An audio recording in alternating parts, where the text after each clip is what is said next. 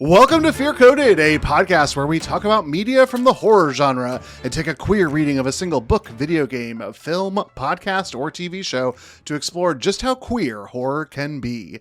And in this episode, we have such sights to show you as we discuss the 1987 film Hellraiser, written and directed by Clive Barker.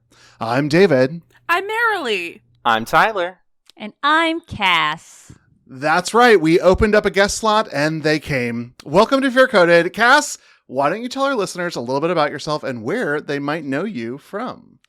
Yeah, I'm Cass. Like I said it twice. I'm also part of the Glitterjaw Podcast Collective, and I was so freaking stoked to hear that this was going to become part of our repertoire because I love gay shit. I love scary shit. I am also gay and scary, so it's perfect for me to be a part of this. Excellent. But I also host my own podcast on the collective with my partner Tommy, Star Wars, which is sometimes scary and gay too, but not as often as probably the things that you go over on this podcast.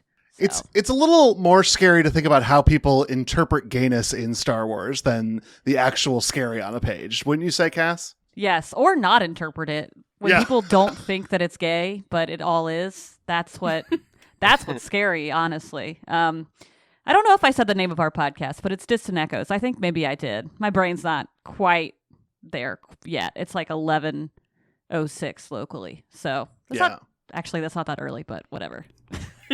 Well, you can be scared of mornings. It's okay, Cass. Yeah, if that's where you're right. coming That's from. true. My brain doesn't really wake up until maybe 3, so... You're so brave. Thank you for coming on earlier than 3 literally every time. You know, Tyler and I have had an opportunity to be guests on Distant Echoes. Marilee, when's your time? When are you going to go talk Star Wars and how queer the galaxy is? Literally any time. So my thing is, I'm not a huge Star Wars girly, to be 100% honest. I will watch them when they come on. And sometimes be part of the conversation, but it's never been my favorite thing. But you know what is my favorite thing? Listening to people talk about stuff they love. So I'm actually a huge Distant Echoes fan because that's exactly what I'm looking for. And so I actually deeply love your podcast and listen to it every episode, even though, again, I'm not really the world's biggest Star Wars fan. So if you have... I will watch anything. I will do anything. I love your podcast. Well, be careful. So be careful. sweet. No. Be careful, Marilee, because they made me watch that Clone Wars movie, and I'll tell you, scariest thing I've watched for any podcast was that film, Cass. Really? Oh, God. No, you haven't even seen... Have you watched Droids yet? That's what we're covering right now. If you're going to Droids watch anything, watch Droids, because... Droids is as close to horror as we can get because it's just some sort of descent into animated madness. Yes. It's actually a lot like Hellraiser, because 3PO is drawn so, hornily, there's this weird sexual crossover happening. It's very weird how much 3PO is sexualized in that show. These are some gay robots, and I am here for it. Mm-hmm. Well, before we start unwisely opening puzzle boxes that we know nothing about, I actually want to check in and say hello with my guest and co-host on how things are going for all of them in a landscape of horrors that our real world has to offer. What's making you scared, or what's making you feel prepared? I'm going to choose not to talk about the election because I'm too scared to talk about that right now. And also I want to look forward to something more fun. I love that. I am both scared and prepared about the same thing. So I'm scared of going to Japan next year, but I'm also prepared to go to Japan. I'm so scared. I'm so prepared that, no, you know what it is that my anxiety is such that I have to be, if I'm afraid of something, the only way for me to protect myself is to prepare insanely about it. So that is what I'm doing. I'm afraid of getting lost. I'm afraid of saying something wrong, saying something wrong in Japanese and offending someone. But I'm so excited about it. I've been studying. I've been buying all the things. I've been watching all the videos. So those are my two things.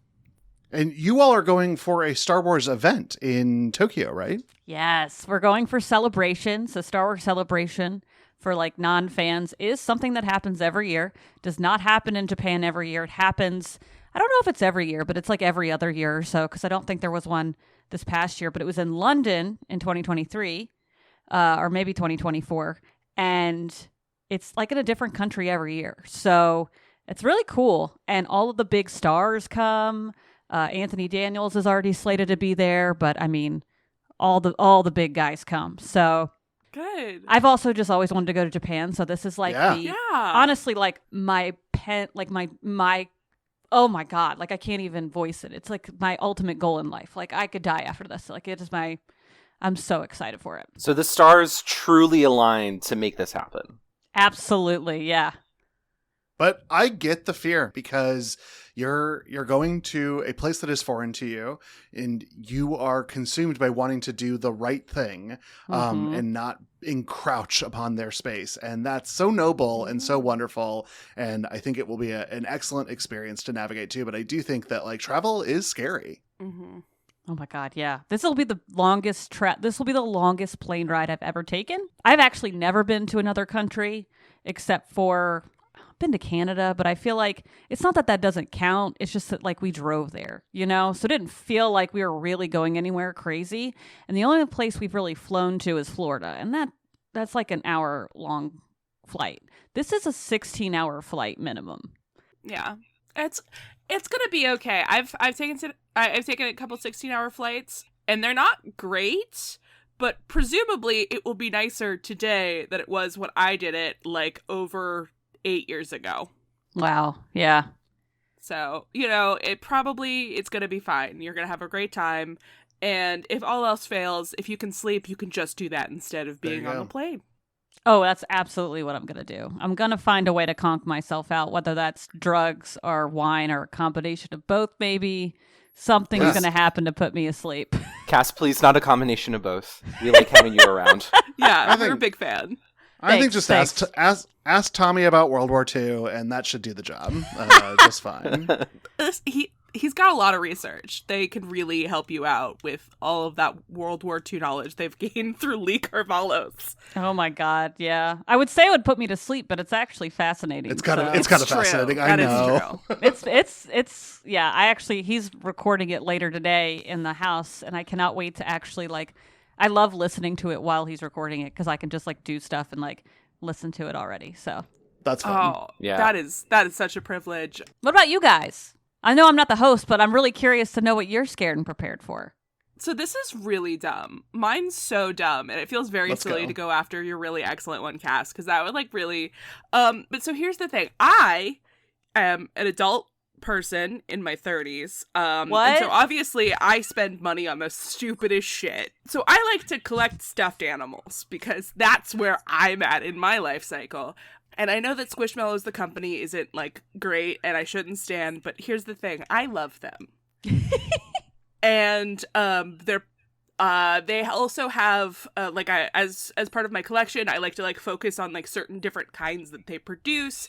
And because of who I am as a person, I like the cryptid ones. Oh yeah. Okay. And they have a collection of Mothman Squishmallows. Yeah, no, they're great. That's my favorite kaiju, so I need that now. That's my favorite cryptid kaiju combo. Whoa. Are we talking about the same Mothman who was caked up in one of the earlier episodes of this podcast? That's right. Oh not caked here. You need to understand, as a Squishmallow, perfectly spherical. Oh, Just, yeah. Also, sorry before Doug or Derek kill me. I understand that Mothman is the Eldritch Horror and Mothra is the kaiju, because I've been corrected before. Here's the deal. Cass, both queer icons. Yes. Both Mothra and absolutely. Mothman, queer icons. 100%. Anyway, so the thing is that as a special limited edition thing, they released a new Mothman that was big. The biggest one that they've done, it was 16 inches. And it's my favorite color. And it arrived this week. And I love them! I knew it was going to be purple. I don't know why. It's so cute. Color. Yeah. Their name is so stupid. Their name is Ring Ding. I'm in love with them. Wow. Did you name it, or is that what they named it? That's their government name. That's on their tag and everything. Interesting. Yes. Does each one have a different name? Everyone has their own unique name. Some of them are deeply stupid, like Ring Ding. No. I love this brainless, round, perfect thing. So wait, that's are our you new scared or mascot. prepared of that? Oh, I'm so prepared. I could take on anything. Are you kidding me? I have this guy by my side. Ringding gives Marilee special powers. Yeah, it's true. I can Aw. throw Squishmallow at them and they'll just hug the Squishmallow and it'll be fine. Yeah. Tyler, I think you're right. That would be a really cute. You should incorporate that into your logo somehow. Oh my god. We would have to pay Squishmallow so much money. No! Sponsor us, please. No. Make your own gay Squishmallow company. That's what You know what? need to That's a do. great There we idea. go. People I do prefer that. Like there are lots of people who make their own Squishmallow adjacent things, and I'm never gonna to say no to a small artist. However, comma, when you're making those, can you make sure to use the right fabric because the texture's wrong and it really bothers me. That's part of the Mhm. charm. Is they're so soft. Yeah, Yeah. they do it right. They do it Yeah. right, and I love him. I love him so much. Thank you for including Ringding as part of this. You know that bringing a prop is really valuable to this Yeah, podcast. no, I know. This is essentially adult show and tell, and this might be the first show that we've had so far, so I appreciate Yeah. that. Yeah, I have more of the. I brought one for you too. I don't know if this is a Squishmallow, but it's very soft. It's Mattel. Never mind. Yeah, no, that looks like a. Oh boy, I'm gonna show my ass as a stuffy guy. I think that's like a Tum Tum. That's a thing that Disney makes a lot of. And he's just a little guy. It's a little Darth Maul. He's kind of Darth Maul Hellraiser-y potato. too. Yeah, it does kind of have a Pinhead sort of feel, but it's Darth Maul, our favorite baddest boy, but in egg shape, Egg which is shape. incredible. Cass is also wearing a Darth Maul flannel. Yes. Oh my god! Cass. Sorry, I got really Yes. Darth Mauled up today for some reason. I don't know. It's He the- reminds it's me the of pinhead of it Hellraiser, all. probably. Yeah, Yeah. It is He's the also pinhead of like it the all. non-binary-esque, like, bi icon of Star Wars. So I feel like True story. it makes sense. It does make Perfect. sense. Like Darth God. Maul, we saw your helix piercing. We know that you're one of us. Yes. Jesus, I don't know. The helix piercing on Darth Maul. So Jesus good. wept, Tyler. Don't invoke that without the full quote. Yeah. Tyler, with all this conversation, are you feeling scared or are you feeling prepared today? I am actually feeling prepared. I shouldn't say actually, because I think on our last couple episodes, I've been prepared. You're sort of so on a maybe prepared roll. What's Yeah, I'm proud of what's in you. your future? we're on some sort of mental health ascendance. So let's stick with that. So next weekend, my hometown friends that I've had since high school are coming up to where I am, and we are going to be going to medieval times. Oh Oh my god. Hey! turkey legs and jousting. Have you been and- before? I went once when I was maybe 8 years old to the medieval times in Las Vegas. So I Wow. have not been there since. And I am so excited to live up my best Renaissance fair life. I am going to be eating that turkey leg. I'm going to be spouting off some Chaucer probably because of who I am as a person. I forks and knives, not here. That's not a thing. No. So I'm very excited to watch that, and hopefully we'll be in a good night, partition of the stadium arena jousting field thing. I know my best friend that is coming with me is really hoping to have a night throw us a rose. Mhm. So I'm extremely excited for that silliness. I got a rose when I went. I got a rose and a sash. I was the queen Oh of the my tournament. gosh. What? And it was because I was super drunk and I was screaming at the knight as soon as he came out because he was this giant, bearded, thick guy. And I was like, yes, that's our guy. And nobody else was excited as I was about medieval times at all. I'm going to be channeling that. Yeah, you got to be so pumped because there are a lot of people I feel that go that are yeah, they don't really know what's happening. But then there are people like you who like Chaucer who are into that shit. And I think that they would appreciate it. So I bet you're going to get a rose. I'm going to be so about it. I want a rose from a big, hairy dude Mhm. who I think would treat me nicely. Yes. Yeah. If I didn't already know this about Cass's history, I would have said that's where you met Tommy. But just because of the big bearded dude with a rose, yeah. Makes sense. But I know that was a high school love. Yeah, he gave me a lightsaber instead. Actually, I gave him a lightsaber, so that's not innuendo, or maybe it is. I don't know. Cass. Okay, David, are you scared or prepared? Do we have a triple whammy? I'm doing it. I am prepared this episode. Let's fucking go. So really, it's a four-top, and wow, just a wild time here. I had a great week. I had some friends come into town. I talked a little bit about this on our Scream episode, which I know was a while ago, that I had some childhood friends coming to visit, and even though hosting someone to your city is so scary, this was just a delight. These are people that I've known since I was 18, and so it was kind of incredible to spend time with someone I have so much history with. And we, at one point in time, just went through all of the ex-boyfriends that I had that they knew about. And they were asking about, like, what we were all asking, like, what are they up to now? Because some of them, he and his husband have remained friends with, even though they are long out of my life. Wow. You got the hot goss? It's not even hot. In fact, we were talking about one of them, and I was like, why did we break up? And I sort of got that, like, wistful, like, I could still do it view in my mind. And then I did whatever, sad person in an unhappy marriage does, and, like, go on Facebook and look him up. And I was like, yeah, could still get it. But I'm very happy. I'm very, very happy. It was just really fun to be there with people I had that much history with. It was just amazing. Wow. What a ride. Yeah. And even though my best friend and I had not really talked a lot in like 9 years, just because I lived in different places, he lived in different places, our careers took different paths, it was as if no time at all had passed and we were instantly back together. We both thought we had a cold or COVID because we woke up the next morning after going out and both had sore throats and realized that it's just because we screamed most of the night in voices. Aww. I love that. He has a TikTok channel where he has a little rat puppet, and he does a voice for the rat puppet. What? Yeah, I will send it to each of Please. you. Okay, thank God. Incredible. If this is the same guy who did, like, the 2 avocados for $10, it is not. Rat puppet video. I don't believe it is. That would be insane. No, that would be But insane.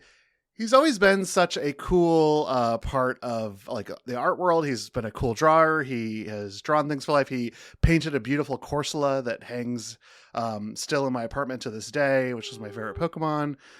He's the person who got me into Pokemon. It was just so incredible to spend some time together. Aw, that's great, David.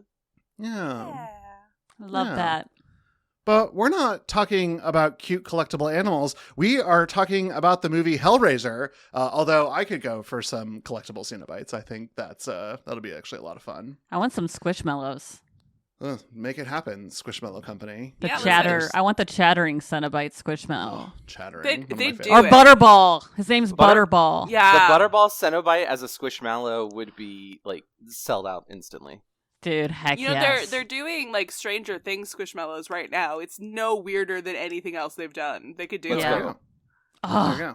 Hellraiser is based on Clive Barker's novella, The Hellbound Heart, although the film was in development before the novella was published in 1986. Inspired by his time as a hustler or sex worker in the 1970s and his experience visiting S&M or sadomasochism clubs, Barker felt the desire to create a story about good and evil in which sexuality is the connective tissue.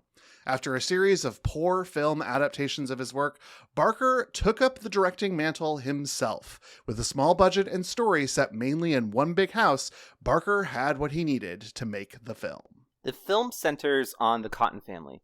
Frank Cotton, after acquiring a mysterious puzzle box, discovers how to unlock it, summoning otherworldly creatures called Cenobites, for whom pain and pleasure are the same. Frank is tortured and killed by the Cenobites, but the arrival of his brother Larry, his wife Julia, and his daughter Kirsty coincides with Frank's resurrection. Things fall together in a chaos of sex, sadomasochism, and terror as Frank, Kirsty, and the Cenobites collide to achieve their opposing goals. The film had mixed reception upon release. While some critics loved it for its dark and disturbing story, with the effects receiving special attention, many others criticized the acting and Barker's overall direction. Roger Ebert notably said that the film is as dreary a piece of goods as has masqueraded as horror in many a long cold night. This is one of the movies you sit through with mounting dread as the fear grows inside you that will indeed turn out to be feature length. Which, brutal. However, there is a reason Hellraiser has withstood the test of time. The film, which has an unabashed focus on sexuality and horror, has been acclaimed as a horror classic. Pinhead himself is among the most popular monsters in horror, appearing in just about every film or story in the Hellraiser franchise. What's everyone's experience with Hellraiser? Cass, let's start with you. You're the one who suggested this. Yes, so you're going to be surprised to know this, as much as I told you it's my favorite horror film. I only just watched it last year for the first time. Wow, new. So it's new to you. But it's like my favorite, or maybe 2 years ago. So the way that I watched it is, I've always known I wanted to watch it. I always knew Pinhead looked cool as shit, and that's just kind of what drew me to wanting to watch it. And I'm familiar with Pinhead from like the Dead Before Daylight series, the video game. And I just thought he was sick. And he had actually just come out in Dead by Daylight. And so I had Shudder. I only get Shudder once a year for Dragula. And then I unsubscribe. Excellent taste. I watch that and then I unsubscribe. Me and Doug watch it, one of our other Glitterjaw podcasters. And we talk about like the new drag queens and stuff. And I just happened to realize, wow, I have Shudder. I should probably just go and watch some other horror movies I've never watched because they're all on here. And I realized that Hellraiser was on there. I think the newer one had just come out too. So I was like, I might as well watch it. And I watched it and was like, this is my movie. Like, this is my movie. So yeah, even though it's newer for me, it definitely is my favorite horror film. And that's so cool. That's kind of my story. Hell yeah. I'm actually in a similar boat as Cass. I only saw this movie a couple years ago. My partner and I have a friend of ours for whom Hellraiser is one of his favorite movies. So we got together, Marshall and I were on the couch, and then we had our friend in a Discord call. So he was like watching us watch the movie, basically, to get our reactions. Well, he was watching it too, but we were like freaked out and squicked out. And really, it was just like a great time. Like, it's such a good movie that I feel like people don't realize how good it actually is. Like, it's still, like, we talked about how it is like a horror classic, but I feel like it's still one of those horror movies that's not like one of the more popular ones. Like, everyone has seen Scream, but not everyone has seen Hellraiser, I feel. So that was cool. What about the rest of you? Well, like you say, everyone has seen Scream, but I hadn't seen Hellraiser before this, and I was really pleasantly surprised. I'm not like a huge body horror girly. I know we're going to talk about that later, but I just kind of avoided this because I was like, I mean, sure, it's great, but probably not for me, and just gave it a skip, which, what a mistake. This movie was incredible. It was so good. I loved the whole thing. I wasn't even really bothered by the body horror of it all. It was fine. I don't know why I avoided it. Shouldn't have done that. It was great. Yeah, I also am brand new to this movie, so thank you, Cass, for giving this to me as sort of a gift, like Cursed Puzzle Box. Yes. I actually love body horror, and so I liked every part of that, and I think the effects I am really excited to talk about for this episode because they are so good. They're so good! Especially considering the budget of this movie. Like, just really, really, really incredible. I know why I skipped this movie, and it's our boy Pinhead. He looks like he is from a different movie. The title Hellraiser seems like it is telling a different type of story in like the religious trauma world, and we put a like toe in the water there. But this is actually like, I wish Julia was on the front of this series. I wish that this was like the Julia Murders Men movie. Like, that should have been the name of it. Thank you. Thank you. Yeah. Or they could have called it digmatized also. Oh. That would have been good. Anything to talk about this queen who I just love, and I know that we are going to erect a shrine for when this record is over. I'm going to say, though, and we'll talk about it later, I also love Kirsty. Like, Me she's too. a fucking badass. The way she just yells at, like, scary men and has no fear. Like, she's just like, get the fuck out of here. Like, she is... I just love that, especially in, like, an 80s movie. But I'll hold my thoughts until we get to those scenes, because they're just so... They're so good. Well, we did touch a little bit on body horror and perhaps erecting a shrine made of flesh to Julia, but body horror itself is definitely one of our main themes for discussion today. Hopefully everybody listening to this podcast has a physical body of blood and bone. Ghost listeners, we hope whoever you have possessed for listening purposes is cool with that. We have been evolutionarily programmed to find anxiety in something that is threatening or painful to the body. Body horror takes this anxiety and puts it front and center for the audience. We find it really uncomfortable to watch Frank Cotton get ripped to shreds and then reform from primordial goo because it's something that is deeply uncomfortable for us in our core. The idea that our body is taken apart and then reconstituted. It's horrifying. In film, too, body horror can be used to remind us of the true physicality and material nature of our bodies, and then what happens when ownership of our bodies is threatened or indeed taken away. Sexuality is another major theme within this movie. As we discussed, Clive Barker was inspired by his time as a hustler or sex worker, and then also his visiting of S&M clubs. He wanted to create this story where good and evil are united through the connective tissue of sex. The Cenobites, dressed like BDSM priests, come from a realm where pain and pleasure are the same, and those who open their puzzle box are invited to experience it themselves. Frank Cotton, the chief antagonist, is depicted as a hedonist who wants to experience the furthest bounds of sexuality, breaking long-held taboos in the process. The film exists at this intersection of sex and violence, and it is full of potential for discussion. So, Cass, you're kind of our Hellraiser expert, despite your brief time spent with the series.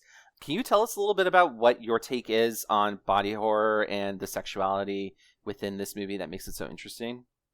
Sure. Well, I think you did an incredibly eloquent job of kind of putting those two things together, honestly, Tyler, especially given the fact that Clive Barker has such a past with this.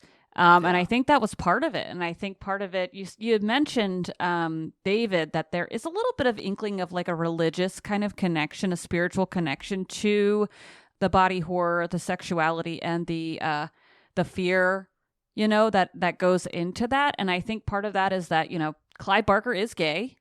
We are familiar with that. And it's what's interesting is that there aren't any like explicitly gay characters in the movie. We just have straight characters that are dealing with sex and things like that, which I think is really interesting. Yeah. And I think you're going to bring this up too, Tyler, about the AIDS crisis. So I thought that was a really interesting move to do that and not have to worry about the stigma with being gay, like explicitly in the movie, which I thought was really interesting. It became this amorphous, like, monster killer, like a killer that kills everyone and is not discriminatory. And I thought that was really, really, you could go and watch this entire movie and never think once about that. But that is something that I discovered in my interest of the franchise and something about this movie that I think is really cool. It also kind of plays with the idea that there is this religious taboo at sex. And it's like, okay, if the Hellraisers are like coming from hell, like if the Cenobites are coming from hell, are they like torturing people because they're violating like godly principles, or are they like, but then at the same time they are enjoying it, you know what I mean? So it's like, what is it? Like there's this like antagonistic like between like pain and pleasure, and then also like if something gives you so much joy and pleasure, how can it be bad? And yet somehow it becomes bad. It's cursed. Right. So it's so taboo and interesting in that way. Well, I think the exploration and acceptance of sexuality is so woven into this film that makes it, to me, just because we've talked about them now back to back for us. I know listeners had the Q&A in between, but we just got done talking about Scream, where like you kiss somebody and you're not a virgin and you should be dead, versus this, in which we're like fucking all over the place. Like Kirsty is a final girl who fucks, and that's not usual to the genre, especially in the 80s. And this is just a very sex forward, sex positive film, even though a lot of that sex surrounds the Cenobites and their pleasure pain situation. I love that. Yeah, and I think, David, it's so good to bring up that this is a very sex positive movie, because I think at the time, Cass kind of previewed this, but we had the AIDS crisis going on. I think Clive Barker, as a gay man, would have been very much aware of the context of what being gay at this time period is like. And so I think there are some anxieties associated with sex that could be interpreted in this movie, which is kind of interesting because we are at the crossroads between like very sex positive and also kind of sex negative or sex averse. Yeah. And, when I keep on coming back to that quote from Clive Barker saying that he wanted to have a story where good and evil have this intersection that is sexuality, and that things get very muddled as a result. And I think that's one of the parts of this movie that I think is so much more interesting than people might initially expect, because I think, we all kind of agreed, like, Pinhead it kind of pulls us away from the title Hellraiser, but I think if you get past that, you will find a movie that's actually extremely interested in talking about, like, well, what is sexuality? Is it like intended to be morally good, or is it intended to be morally evil, or is it a little bit of both? Is pain and pleasure mixed together? Yeah, there's nothing else I could add to that. You guys nailed it out of that park. So 10 out of 10. You're going to hear me say that several times. I've got the smartest co-hosts in the business. Marilee has the Squishmallow now, so it's just all of her thoughts are being absorbed by her hugging this giant Mothman. This thing is the size of my torso. It's great. Marilee, if it demands blood for you, though, do not give it blood. Like, just because it says that's how it gets flesh, don't do it. I will not do that. But it already has flesh. It's so soft. The flesh there you go. Is soft. That's how it gets thick. Yeah. Well, listen, if it makes it thicker, I might have to do it. Sorry, guys. Well, I'm going to ask a very performative question, because this is a queer horror podcast, so these are the questions we always ask. Is this a horror? Is this part of the horror genre? I think I could agree that I'd speak for everybody when I say, it is. Yeah. Not only is this, it just has always lined the VHS shelves of horror in my life, but everything from the name to the imagery, even though I think we've got a couple of like nitpicks to do with it, it does scream horror to the world.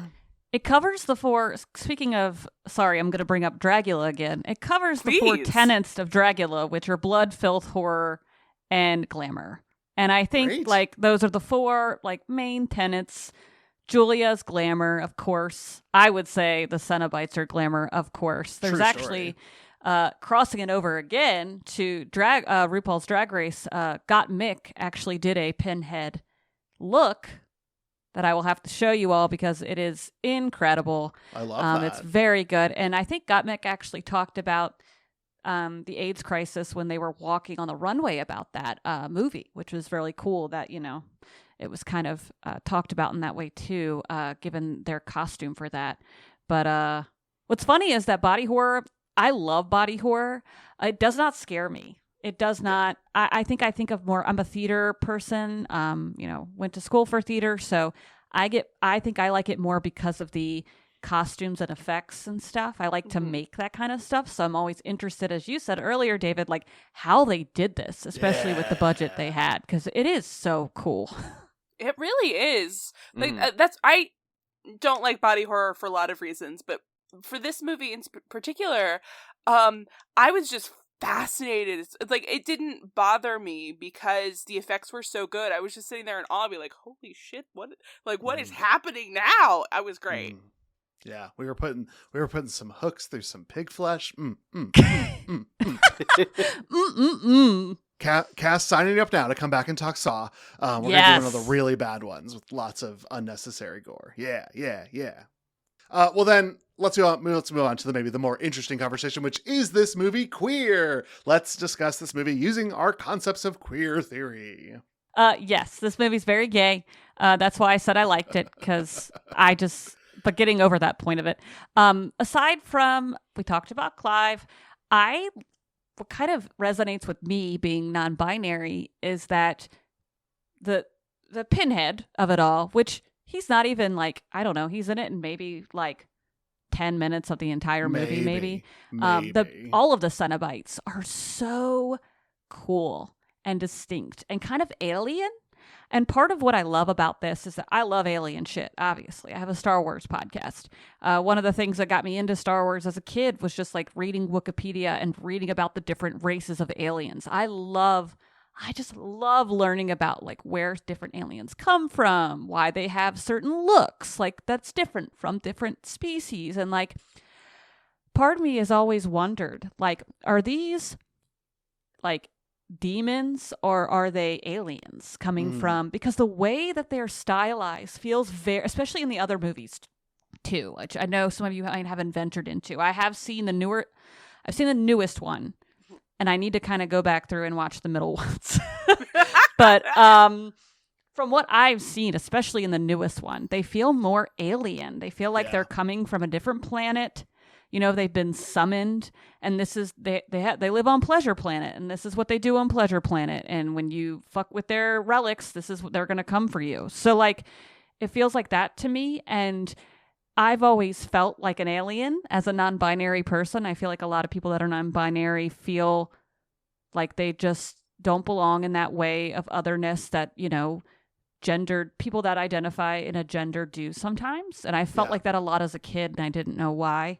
I literally thought that my alien parents were going to come get me all the time. Like, and my mom would tell me that. Mostly she would tell me that because I was just weird and goth, you know? But like, she was like, you're not my kid. I don't understand why you're so weird. But we're like best friends now, so it's okay. It's fine. She's really fine. She's getting better, I would say, about using my correct pronouns, which is really cool. That's great. You know, she doesn't all the time, but every now and then, you know. But she is trying. And so to bring it all back to the movie, I think there's a cool, like, you know, lack of gender that these Hellraiser creatures have that I just thought was really sick. And I just want to be Pinhead. I want to do that one time. I just love a bald person. So yeah. Good point. I also think that to your conversation about Dracula and RuPaul's, like the Cenobites almost exist as a performance art. Gender seems performative to them. Even their kink play is performance, and it's kind of like watching drag when they show up, which I think is why it's like the best part. It is such a good part of this movie. The best part of the movie is Julia. But they are. We know. It's okay. We knew. Yeah. Sorry. They are such a good part of this movie just because they look so fucking cool. Mm-hmm. And everything about them that's gendered, from Pinhead's very phallic pins coming out of his face to, I guess we're just calling her female Cenobite, but to her sort of like crafted open vulva on her neck / thorax, like just truly incredible stuff on every part of these Cenobites design. Mm-hmm. Yeah. I would have been the Chatterbox one. That was another thing connected to my childhood. I literally used to get in trouble in kindergarten. They'd be like, you know, Cass is so interested in everything we're doing, but they talk way too much, as you can see right now during this podcast. So that's why that is probably if I was on that planet, that is the type of Cenobite I would end up being. Can I just take us on a small detour based on what Cass just shared? Do you think today that a kindergarten teacher would write home, your son or daughter or child has a bright future as a podcaster? Would that be the coded language for talks too much in class? Yeah, I hope so. That's kind of amazing. It's like saying that they have a voice for radio, but now it's like they got a mouth for podcasts. Yeah. A mouth. I mean, my kindergarten teacher wrote is so helpful in class, which I think is just code for like your child's going to come out as queer. Mm-hmm. Mm-hmm. 100%. We were all the favorite. That's why we're gay. Pleasure to have in class. Yep. Everyone, every time. Fear coded. A pleasure to have a class. That is a shirt. Cass brought it up, but I think we've got to talk about Clive Barker's identity, not just as a gay man, but as a sex worker. I think I see a lot of it in the DNA of this film, truly and honestly. I would absolutely agree with you on that. I think in a way, like, Julia isn't doing it for like financial compensation, but she is doing sex work in that she is going out and flirting with stranger men and then bringing them to her home. Yeah. I love that idea. But yeah, so like for me, I think Barker, as we have already said, is a gay man, and he's created this story about S&M monsters from another dimension. It's so beyond a lot of binaries and roles that we have. Like Cass did such a wonderful job bringing up that they are even beyond gender. And I think that they are basically attacking heteronormative ideologies throughout this movie. Not just the Cenobites, but I think also Frank. I think Julia kind of gets pulled into that. Larry himself is kind of like the lightning rod of heteronormativity. He is the most milquetoast guy. He's not really like uber masculine, but he's not really uber feminine either. He's just sort of like the middle sliders in a character creator type of dude. Just relatively bland, but he is like, I'm a husband, I bring home the money, I have a daughter, so on and so forth. And I think everything else is sort of conspiring against him in this movie, and he doesn't know about it until it's too late. And I think that's really fascinating. I think it's also interesting, too, that sexuality, I touched on this earlier in our themes discussion, but the moralities around it are very much mixed. Yeah. Yes, obviously the Cenobites and Frank are evil, quote unquote. That is certainly how they are presented to us. I think Frank we can more comfortably put in the like extremely evil category, considering everything that happens in this movie. But you know, Kirsty has sex, or at least is in a relationship with a man that does not seem particularly chaste in some regards. But yeah, no, I think this is a very queer movie. I think just because there are no gay people in this movie that we can tell, allegedly anyway, doesn't mean that it can't be queer.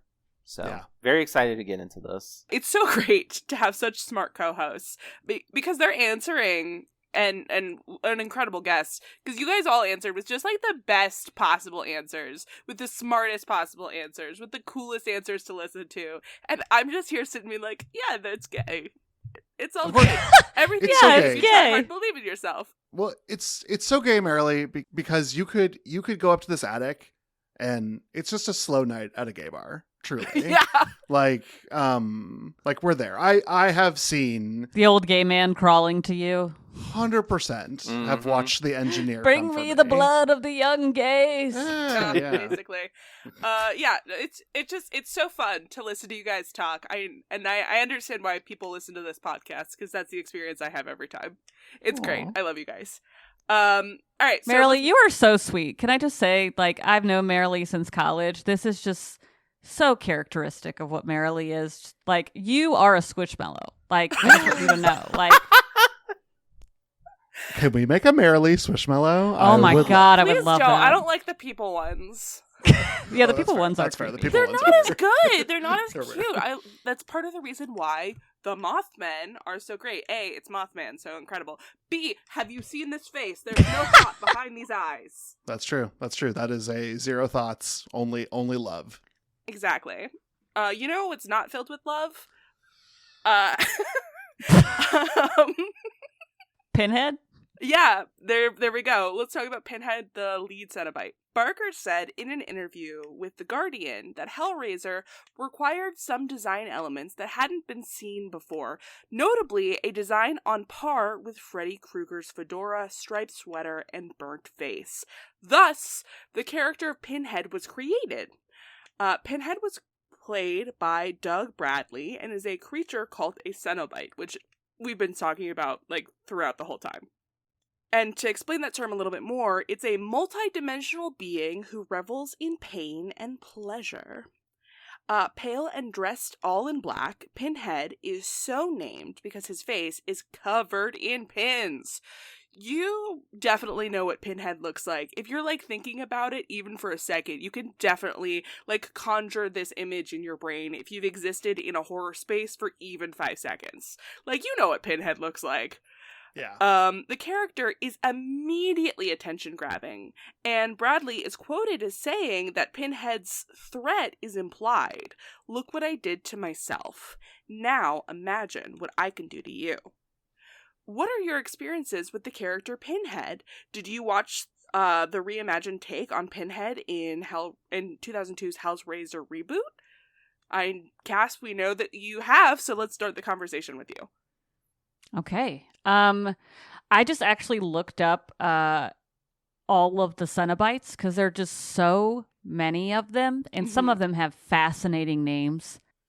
I actually prefer the original Pinhead from this movie, mostly because it's more draggy. Like, there's more eyeshadow, and, like, the blue eyeshadow is such a look. It's so good. It's very important. And so I prefer that one. I would say, like I said, my favorite's the Chatterer, but I also I'm just looking at some of these and I'm like, I gotta figure out which movie they're from. I think this is from Hellraiser Inferno. There's the Wire Twins, who are just 2 twin Cenobites, like, covered in wire, and there's wire, like, stuck them, throughout. There's one that's just torso. He's just what you think he is. There's one that's called CD, who has CDs sticking out of him. So, I mean, any type of torture you can imagine. That's a very specific torture. Yeah, no, it's simply what happens in the 90s when you have too many of those AOL mail-in discs where they're trying to send you to get you to sign up. Yeah. Yes. May as well use them in the dungeon. You got to. Like, you have a million of them. What are you supposed to do? Throw them out? What a waste. Throw them at people you don't like. Exactly. Yes. You know what mine would be? Sorry, also random childhood memory I just had. Me and my cousin used to not know how to play Pokemon, so we would just throw the cards at each other. Okay, Gambit. Yeah, and, like, try to, like, paper cut each other. So maybe we should get, like, a more modern Cenobite that has, like, trading cards, like, stuck inside of them. Or, I mean, paper cuts is pretty awful. Like, a paper cut Pinhead would actually be someone's nightmare because they're awful. They're not good. But remember, it's not just pain. It's finding pleasure through pain. And there are people who like getting paper cuts, Cass. It's real. That's true. It's real. The world is full of people, for sure. Let me tell you. I'm here to bring kink to this conversation, so I'm ready. Let's go. You got to. So, you got to do it. While we're on Pinhead, I've just got to say, I do love Pinhead. I think they look great. Kind of a disservice to this, like, incredible backup band that they don't have more time in the sun. I should not have waited so long to see these other badass Cenobites. Did you guys know they existed before? Were you very surprised to see that there was more than just Pinhead? Yes. I knew that there were more of them, because I definitely have read the Wikipedia page for Hellraiser before. That's simply how I enjoy a lot of horror stuff. I was like, sure, what happened in it? Great, now I know I don't need to watch it. So I knew that there were more of them. But the designs were really cool. I didn't realize, like, how different they all looked. I thought it was really neat. Though Pinhead does have a presence and is definitely for sure the leader for a reason. Mm-hmm. Yeah. Yeah, I am in total agreement that I wish the other Cenobites got as much praise as Pinhead does. I know in Dead by Daylight, the Chatterer is an alternative skin for Pinhead. Which I think is really cool. However, I really wish the female Cenobite, as that is all we know her as, got some more love, because I think the actress who played her, Grace Kirby, unfortunately she's only in this first one, but she does such a fantastic job with the material that she has. In a way, I think she's kind of like the scariest of the Cenobites, because she seems to almost delight in messing with Kirsty, and I don't think any of the others, mostly because you know, the Chatterer and quote unquote Butterball Cenobite don't have any lines of dialogue. But even Pinhead is a little bit more like he's a leader, so he's a little bit more measured in his evil kinkiness, whereas the female Cenobite just is like, I'm going to play with my prey. And I think that's It's cool. the threat of lesbianism. That's what makes her so scary. Oh, that's what makes me love her so much. Yeah. No, listen, I love an evil lesbian, so I'm here for it. Yeah, we've only talked about good lesbians, Marilee. Where are the evil lesbians? Show me the evil lesbians. Waiter, more evil lesbians, please. Please. We need scary lesbians. This is like so sad, but like part of why Pinhead is the character that we all know them to be is because all the other Cenobites were hard. Either they couldn't talk or they were hard to hear. So even Grace Kirby had to dub all of her lines because the accoutrement made it impossible to get a good read from the boom. So only Pinhead was recorded in scenes, and that's why they feel so much more demanding and present. Like the Chatterer famously could neither see nor talk in their costume. Yeah. Looks so fucking cool, but like what a nightmare on set. Like just what a true nightmare. Totally. Those are my favorite effects. When you see someone and you're like, wow, they can't see shit. Yep. You know that they can't. That's how I feel about Chewbacca. Like when I look at other little anybody, like they're actually in the R2, which isn't always happening, but every now and then it's like, dude, they're dying in there. That is crazy. The amount of work they have to do. Whew. Yeah. The vibe for the Cenobites was described as Barker as repulsive glamour, taking from Cass's Dragula comment earlier. Oh my God, amazing. I didn't know that. That's perfect. Well, then, are we ready to jump into the film beat by beat, friends? Let's go. Let's go. Let's do it. Just turn that little top on the box and I will open us up. We open on a scene of Frank Cotton buying a puzzle box from a mysterious stranger in North Africa. Frank returns home and meditates with it, trying to figure out how to open it. When he does, chained hooks fly out of the darkness and penetrate his flesh. Shortly after, we see the room that Frank was in is covered in carnage. A figure in dark clothes, who we come to learn is Pinhead, pieces together bits of Frank's flesh and then grabs the puzzle box. Suddenly, the room is empty, save for the dust and cobwebs of a long disused attic. Downstairs, and we understand sometime later, Frank's brother Larry and Larry's wife Julia arrive. Larry and Julia are moving into this old house, although Julia is thoroughly unimpressed. We quickly get a feel for their dynamics. Larry is trying to make things work and dislikes his brother Frank, while Julia is cold and dismissive of Larry. They find evidence of Frank's hedonistic life, which Larry quickly distances himself from. While Julia investigates the upstairs, Larry goes to the kitchen and finds heaps of rotten food covered in creepy crawly insects. Suddenly, Julia calls for help. Larry rushes upstairs to see what Julia found, and it's just Frank's squalid campsite in one of the upstairs rooms. Larry goes downstairs to answer the telephone, but Julia investigates Frank's bed and finds photos of Frank's hedonism. They do such a really great job with making things seem gross.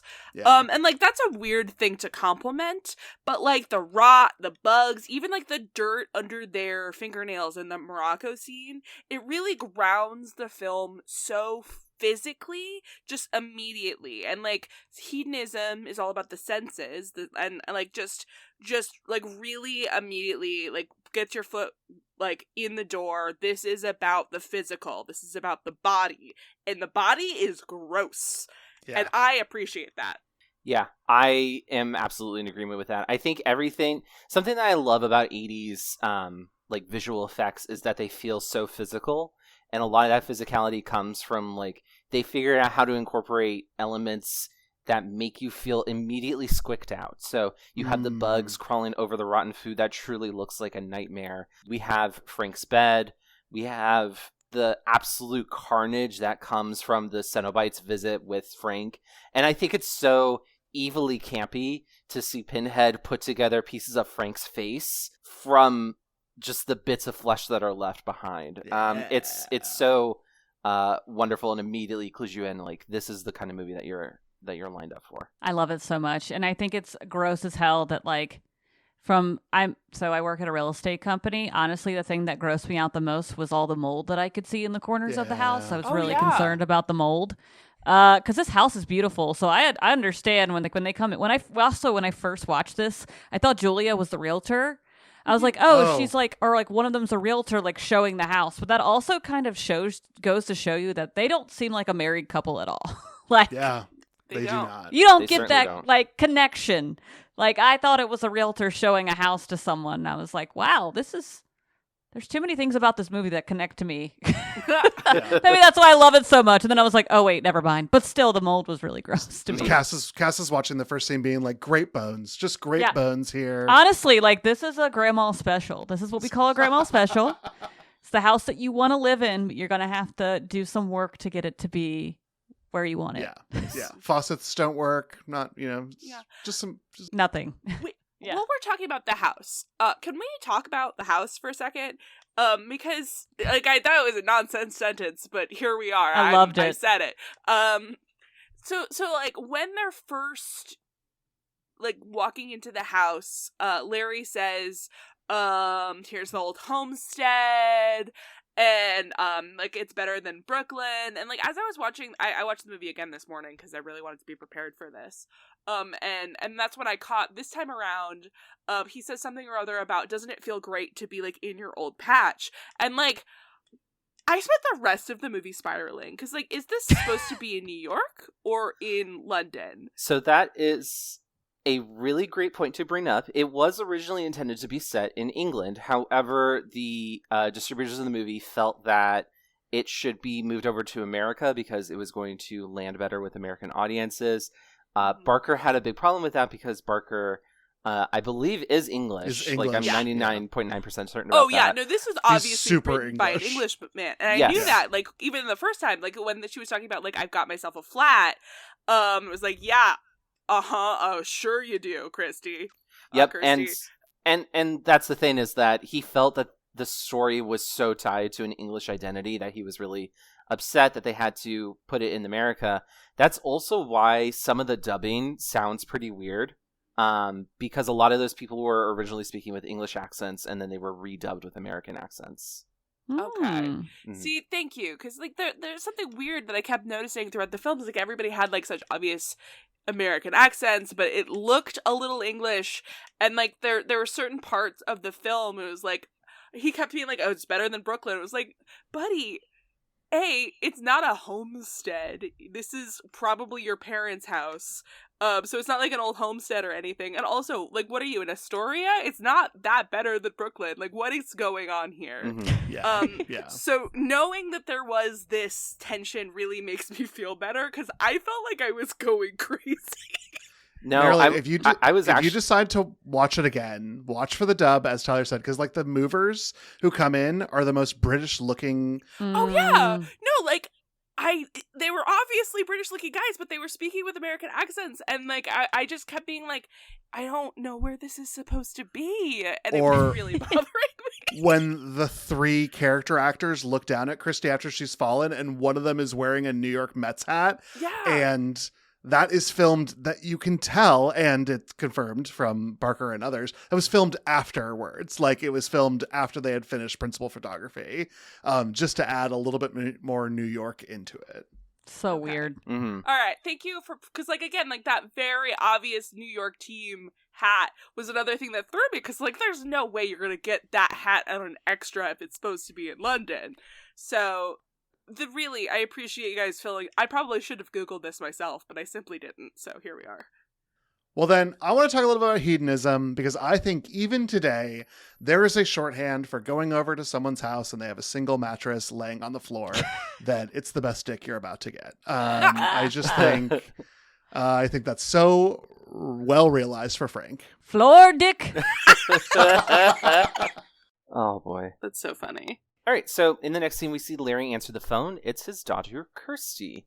Larry tries to convince her to see the house, but Kirsty is insistent on staying independent. She got a flat of her own and is looking for a job. They finish the call. Julia comes downstairs, and she agrees to move in. In the next scene, the Cottons are moving into the house. Larry helps two movers with a mattress, but they only have eyes for Julia. Larry offers, in a very passive-aggressive tone, to get the movers beer, which allows the movers an opportunity to watch Julia ascend the stairs. Kirsty eventually arrives and tries to get past the movers, who are gross, and offer to sell Kirsty the bed in a salacious manner. Kirsty escapes and meets with her father. They share a loving embrace, but Larry warns her that when she meets with Julia, she should be nice because Julia hates moving. Kirsty agrees and goes to the kitchen to make coffee, and we find out from Larry that Julia is actually Kirsty's stepmother, because Kirsty's biological mother is dead. Meanwhile, Julia is upstairs with one of Frank's photos. She tears the woman out of the photo, then stares longingly at Frank as we enter a flashback. Frank, in this flashback, arrives in the rain on the eve of Julia's wedding to Larry. The sexual tension is overflowing. Julia lets Frank into the house, only to then be thrust back into reality as Kirsty asks for a towel. Julia hides the photo. When Kirsty looks for her after drying her face, she realizes that Julia has gone upstairs to the attic. I'm so sorry about what's about to happen, but here it is. Anyway, Kirsty isn't the only one who needs a towel and is soaking wet. Wow. But Tish. Yep. Wow. So good. Yep. So Yeah. I simply couldn't resist. I'm so sorry. I mean, it already happened. It was totally purposeful. Oh yeah.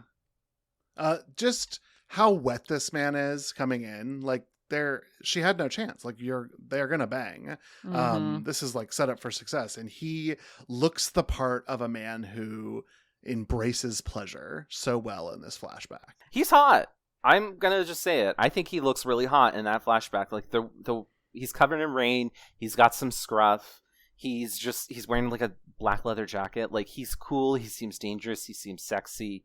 Like, he's all those things. He's such an asshole already, too. But he's such an asshole. But it's like that asshole sex appeal that makes him so enticing. And it's like, you hate that you're attracted to him. And yet, here you are. As the kids would say, the Rizz. He's got it.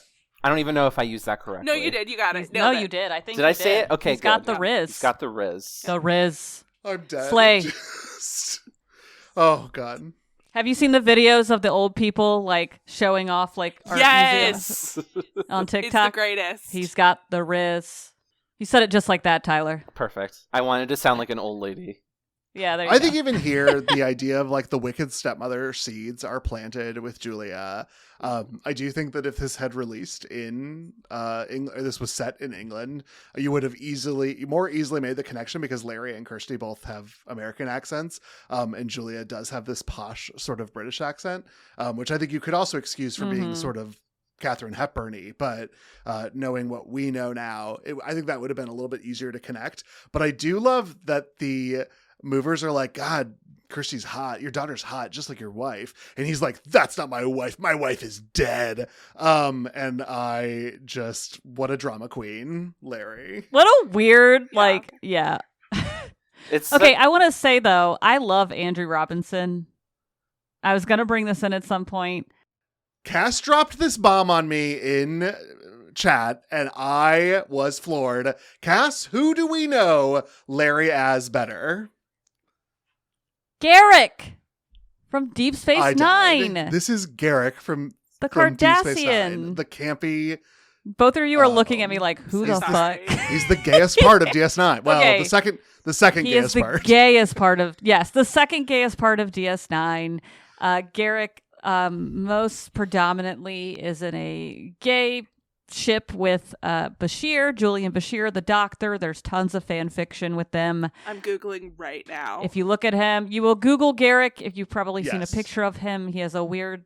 This is your chance to see Larry in like full like alien makeup. He's amazing. He's an amazing actor. Oh, that guy. He plays That like guy. yeah. He plays the most boring character in this movie, but so well. He's so good at it. Especially at the end. Holy shit. But I also told David that Andrew Robinson currently, right now, reads gay fanfic with Julian Bashir on YouTube all the time. It's so great. I So love happy it. about that. Yes, So they're The happy. amazing. greatest news. That's I awesome. love this. Because it's technically not textual on DS9 that they're together, but it is. I mean, this podcast Yeah. does But it all they- the time, but like you don't even have to stretch to get there. Yeah, but Andrew Robinson and Alexander Siddig do say that they believe that they're a couple. Like, they totally believe it. So that's what's great about it. And Andrew Robinson even says, he's like, I played that character as a gay alien. Like, I don't even care if that wasn't the direction. That is what I did. Yeah, so I think it's awesome. Again, I've never really watched Deep Space Nine. I'm so sorry. I watch too many baking and crime shows. This is where I'm at. Well, you should watch that. You should watch Deep Space Nine then. Although maybe Voyager if you need baking and crime. That might be more of your Star Trek. But I remember hearing an interview. He was talking about the fact that he did play that character as gay as a choice. And it worked out because he got more scenes. So yeah, no, I know that was true, and I love that. I'm a big fan. And he clearly coming back to Hellraiser. He can play a very straight man. Yeah. I did not, and I am very familiar with Garrick. I was shocked when Cass revealed this, because when you sent me that message, Cass, I truly was like, is Cass trying to is Cass making a joke? And then I looked it up and I was like, that cannot be the same person acting, because it is such a different character. And that's range. Mm-hmm. That's range, girlies. Yeah. So Julia is in the attic. We hear whispers and then return to her memory of Frank. As they prepare to have sex, she asks, "What about Larry?" Frank tells her to forget him and then pulls out a switchblade. He cuts the strap of her slip, and we see her laid on her wedding dress that's been laid out on the bed, and they begin to have sex. Wild. Meanwhile, the shots of Julia reminiscing and breathing heavily are cut between flashback as well as shots of Larry attempting to move the mattress. As the sex scene in the flashback climaxes, Larry cuts his hand open on an exposed nail, causing the wound to seep blood, just gush everywhere. Back in the flashback, Frank says that it's never enough. Julia embraces Frank and says that she'll do anything you want. Anything. The flashback ends as Larry enters the attic. Blood drips on the floor as Larry asks Julia to inspect the wound because he can't stand the sight of blood. Julia, clearly sounding irritated, says that Larry needs stitches. As they leave the attic, we're treated to the sight of Larry's blood seeping into the floor. Beneath the floorboards, the beginnings of a heart are growing. Then we are then treated to a vividly detailed scene as Frank's body is partially reformed from primordial goo. He screams. Frank is back. This movie is so wet. Yeah, it is. It is. It's so wet. It's goopy and gooey and fantastic. I really thought this scene ruled. It was gross. It was 10 out of 10. And it took me a while to realize what exactly was happening. Cause for a second I thought it was a weird spider Cenobite. But then as the body kept building and building and building, it became more and more obvious that it was a person. It was just really incredible effects work. Mm-hmm. Cass, what did you think about everything that has happened in the scene? Holy shit. Yeah. So again, gore doesn't scare me. If I were to categorize the type of horror films that do scare me, I actually am really afraid of supernatural horror, like Ghost and stuff. That's the stuff that scares the shit out of me. Get a little kid in there and I'm fucking terrified. Little kid ghosts, no. That's the shit that scares the shit out of me when they show up in places or they just pop up, But because I love the gore so much, and it's so quintessential for this type of horror movie, I just thought this was incredible. The part that really stuck in my mind was when Frank's body is reforming. It starts from the bottom and goes up to his head, and you see the pieces of his vertebrae and neck before you see the rest of his head, and it is so it makes you feel like, oh my God, that's part of my body. Yeah. That's a part of, that's a piece in my body that I will never see, hopefully. And it is just so weird to see those bits and pieces of your body. Honestly though, as cool as I thought that was, one part that really did gross me out was how much Larry's hand bled so much from that nail. When his, oh God, how far his hand goes into that nail sticking out, that was the worst for me. That was probably the worst part in the entire movie in terms of like actual things that gross me out. So again, I don't really like body horror. I'm with you. Like, like the actual nail injury was bad, but as soon as it started bleeding, I was like, oh, that's not real blood, and it was totally fine. Like I wasn't even really bothered when the skeleton was constructing itself, because I wasn't thinking about it in terms of like actual human body parts. It was more like, what the fuck is going on? Because this looks awesome. Yeah. So the one time I got stitches actually was from a similar situation to what happened with Larry. Tyler. No. So no. Yeah. It was after school on my very first day of 6th grade. So not only did I just come home from my first day in middle school, I also jumped on my bed, and my bed was kind of older, and there was a nail sticking out of the side of the mattress. Yeah. Oh, man. Did you jump on your bed in excitement for like, yay, school, and then you just stabbed yourself with the nail? It was more like, yay, we're getting pizza tonight. Yeah. Wow, Tyler. Spoiler alert, we did not have pizza No, that you night. did We not. instead had an emergency room visit. So I think that always freaks me out. Marilee, I love that your idea is, like, it's really creepy at first, but then it's fine because it's such an exaggerated amount of blood. But I think Barker kind of nails it, and that's what it feels like. Yeah. Like, that's the feel of it. And I think that viscerality, I don't know, but that visceral nature of the imagery that we see, it's part of the body horror of it all that makes me very uncomfortable. And I think it makes a lot of people very uncomfortable, and that we don't like being reminded of how gooey and physical our body really is. Like, we really are just kind of meat sacks walking around. Yeah. With like a mecha control skeleton underneath. Yeah, the brain is the controller. Yeah, it's the it's mech just pilot. You're just a meat sack. I was with you until the mech pilot. I really was.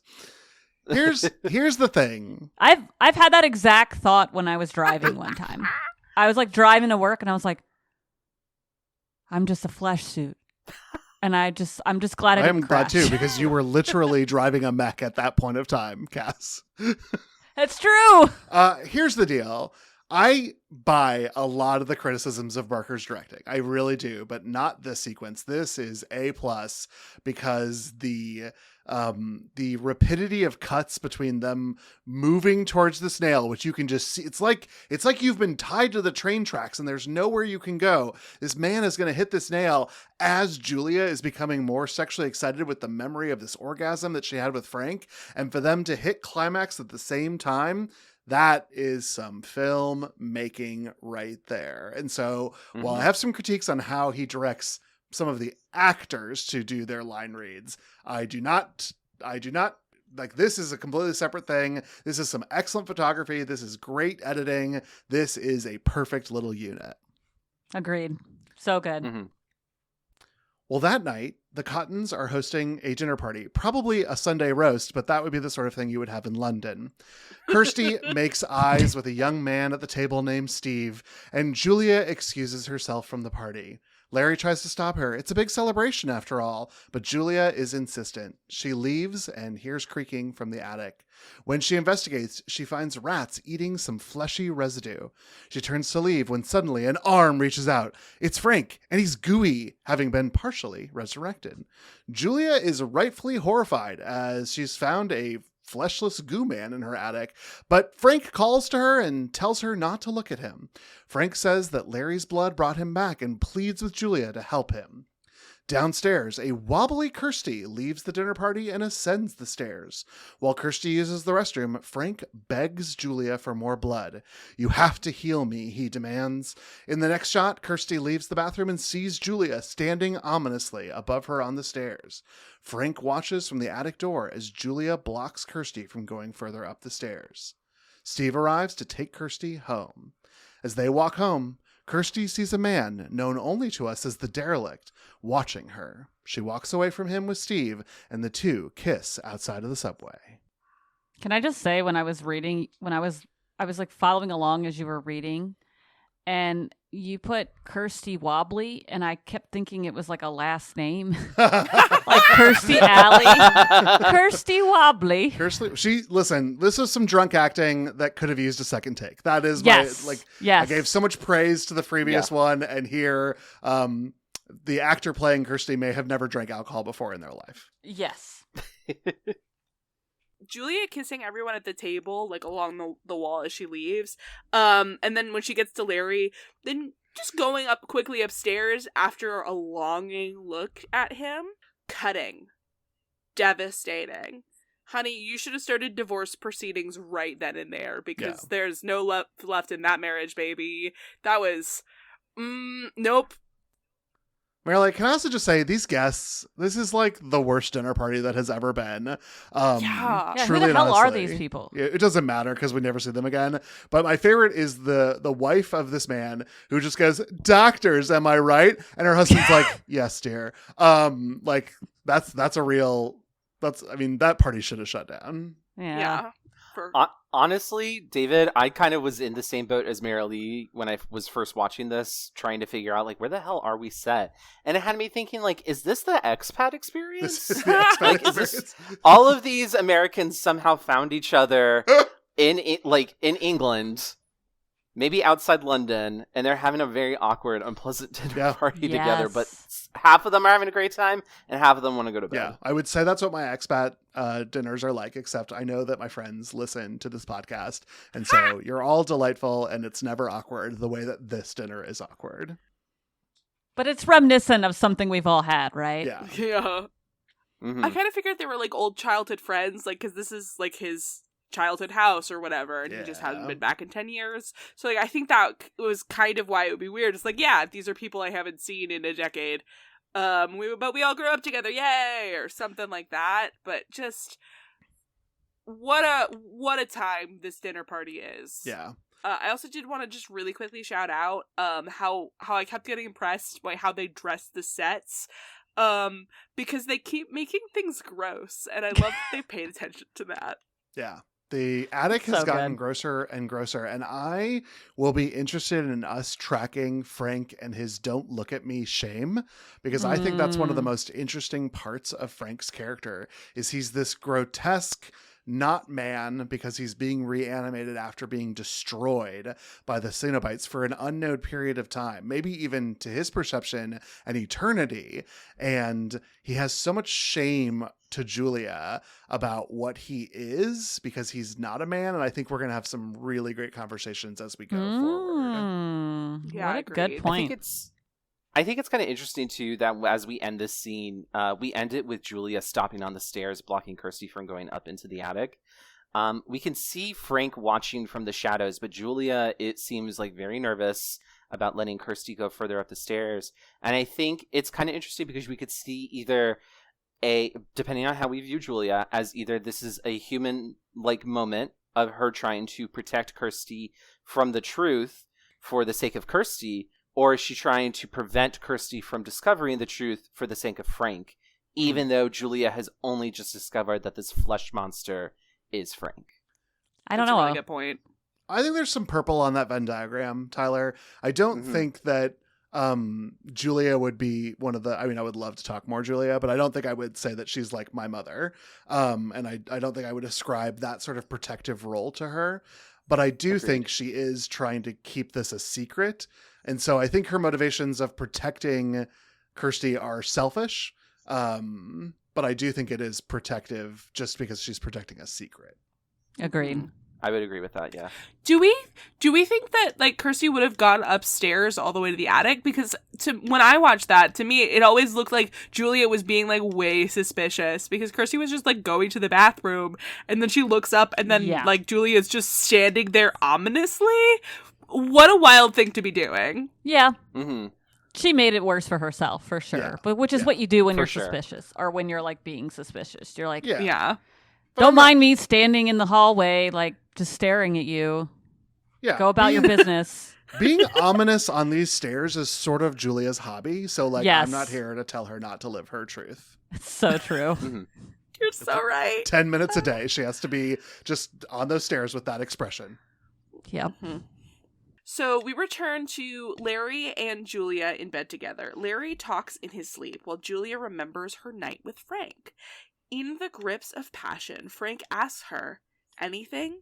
And Julia confirms, anything. Back in the present, the attic door opens, illuminating Frank's grotesque face. Julia stands in the doorway, and she agrees to help Frank.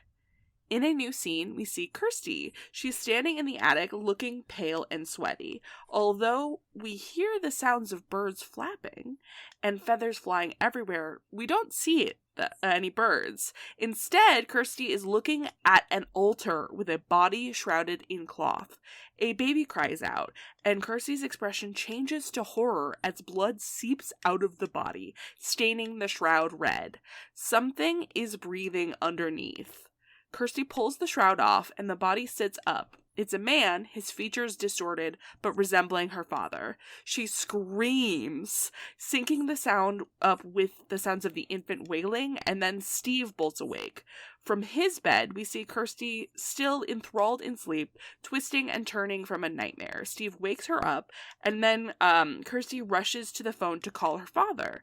Larry answers the phone. We see shots of Julia and Frank both seemingly listening in on the call. Larry returns to bed, but Frank is overhead in the stairwell. He says one word. Kirsty. This dream sequence is fantastic. We love an ominous dream vision. I love it. Cass, what was your first impression when you saw this scene with the dream? So it kind of reminded me of another horror movie that really fucked me up that I did watch that a lot of people know about but haven't watched, Eraserhead, which was written by one of my other favorite people. So this the baby part just icked me out. Like the crying, like the pulsate. Every time there's a blanket that's pulsating and weird, it's what's going to happen? What's going to be there? It was just so muddled and confusing, and it was probably one of the more actual scary parts of the movie, I think. Yeah. All right, it's time for me to make enemies. I don't love Kirsty, and while I love how this looks and I loved how unsettling it was, this elevates Kirsty's character, and so this was not my favorite scene because it's adding some complication. I think I love what happens to Kirsty later in the series, but I don't love her here. And then having read the plot of the novella, I now know part of why I don't love it is that Kirsty as a daughter doesn't work as well as Kirsty as a best friend who's trying to bonk the Larry character, which I think is kind of a fun characterization from the novel. Interesting. Yeah, I know. Yeah, I didn't know that. Here Yeah. I was just thinking that Larry was an extreme girl dad, so It's a love square made up of two triangles in the book, which is a fun sort of conceit for this whole pleasure pain thing. But this took me out because at this point in time in the film, I was like, Julia, and then I had to go through this wake up and call your dad situation with Kirsty, who's somewhat prophetic ? So I kind of have a theory about this. It kind of ties into something that happens at the end of the film that is also not right. But I still think it kind of has merit, so I will discuss later. Good. But on its face value, again, it just looks fantastic. The bird fluttering is very scary. And we get that later in the pet store, which I think is coming up in a couple scenes. Fluttering is a scary noise. I don't like it because it feels like something's flying at me.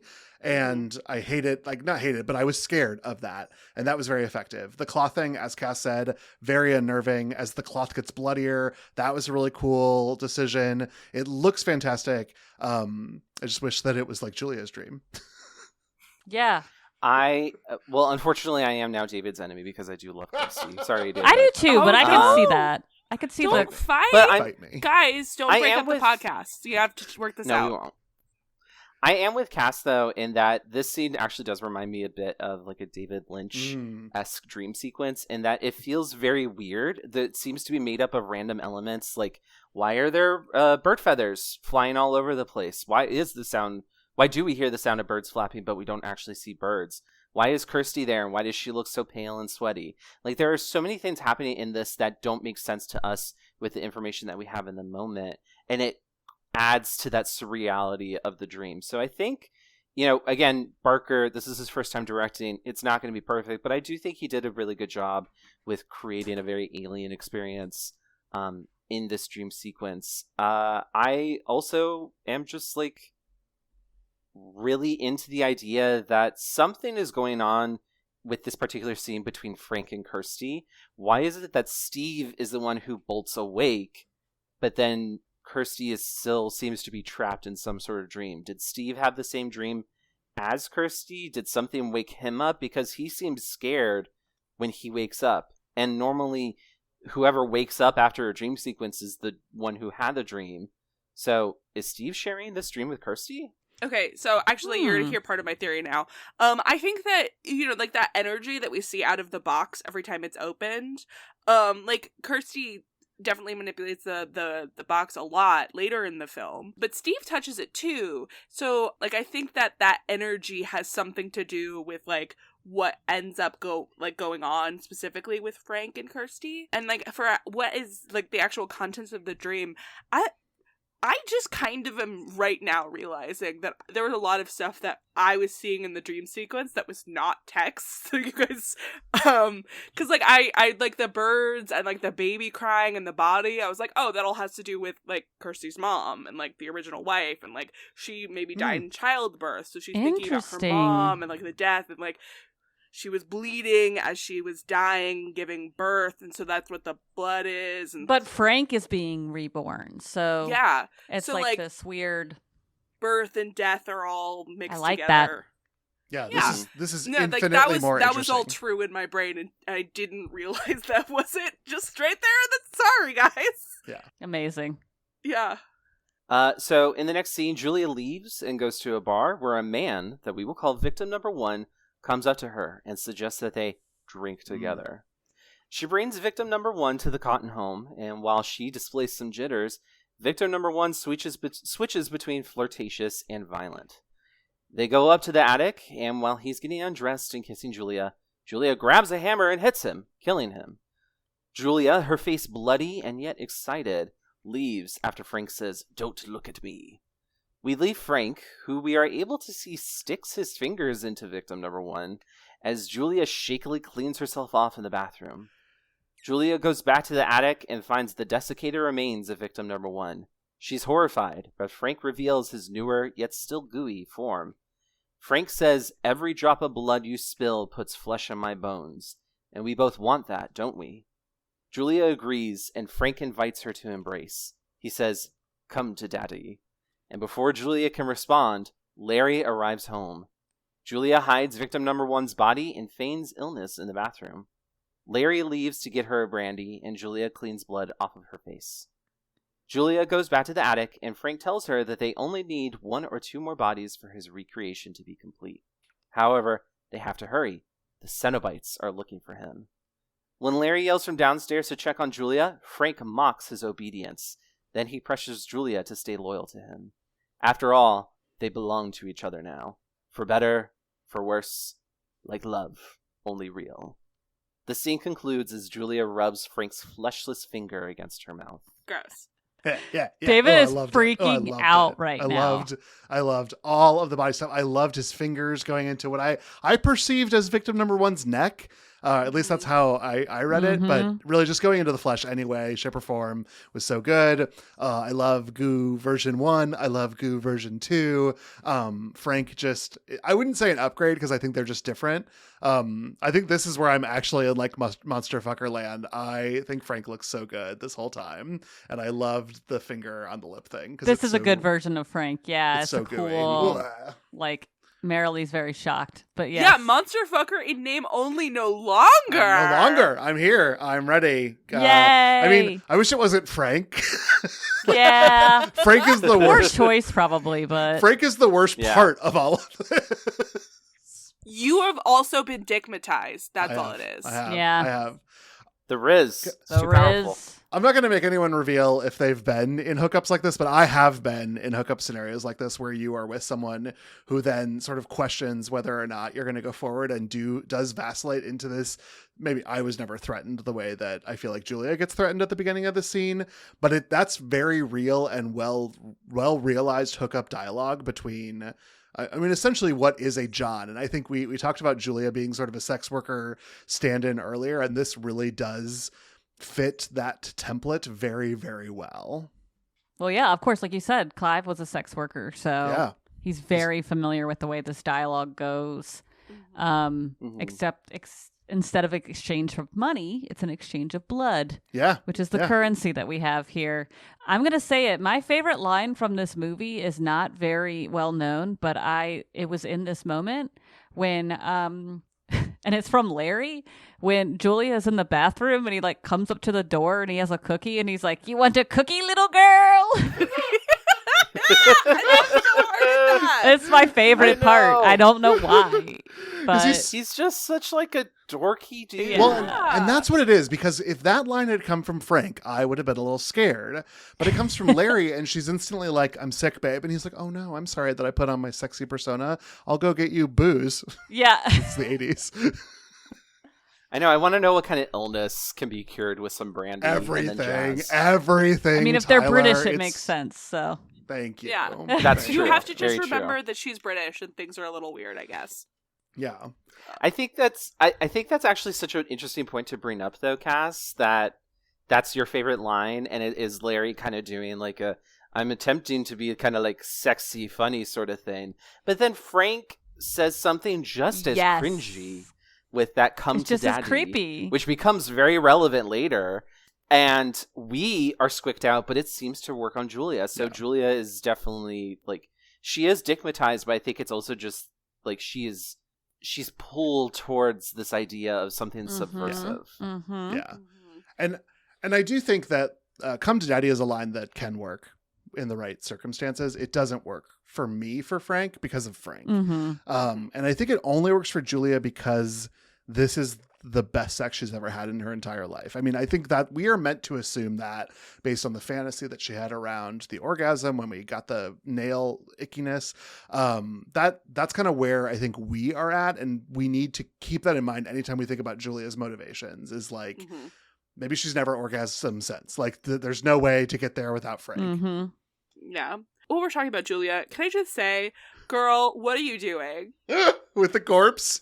Yeah. No, she like fully, she picks up, hold on, let me start over. She takes her coat, wraps it around the main part of the torso, picks up this desiccated corpse that is obviously a corpse that's still gooping and dripping, takes it from the goo room that already has Frank in it, takes it across the hall to some other room that we never see anybody go in or out that of, now has goop in leaves it. The body there.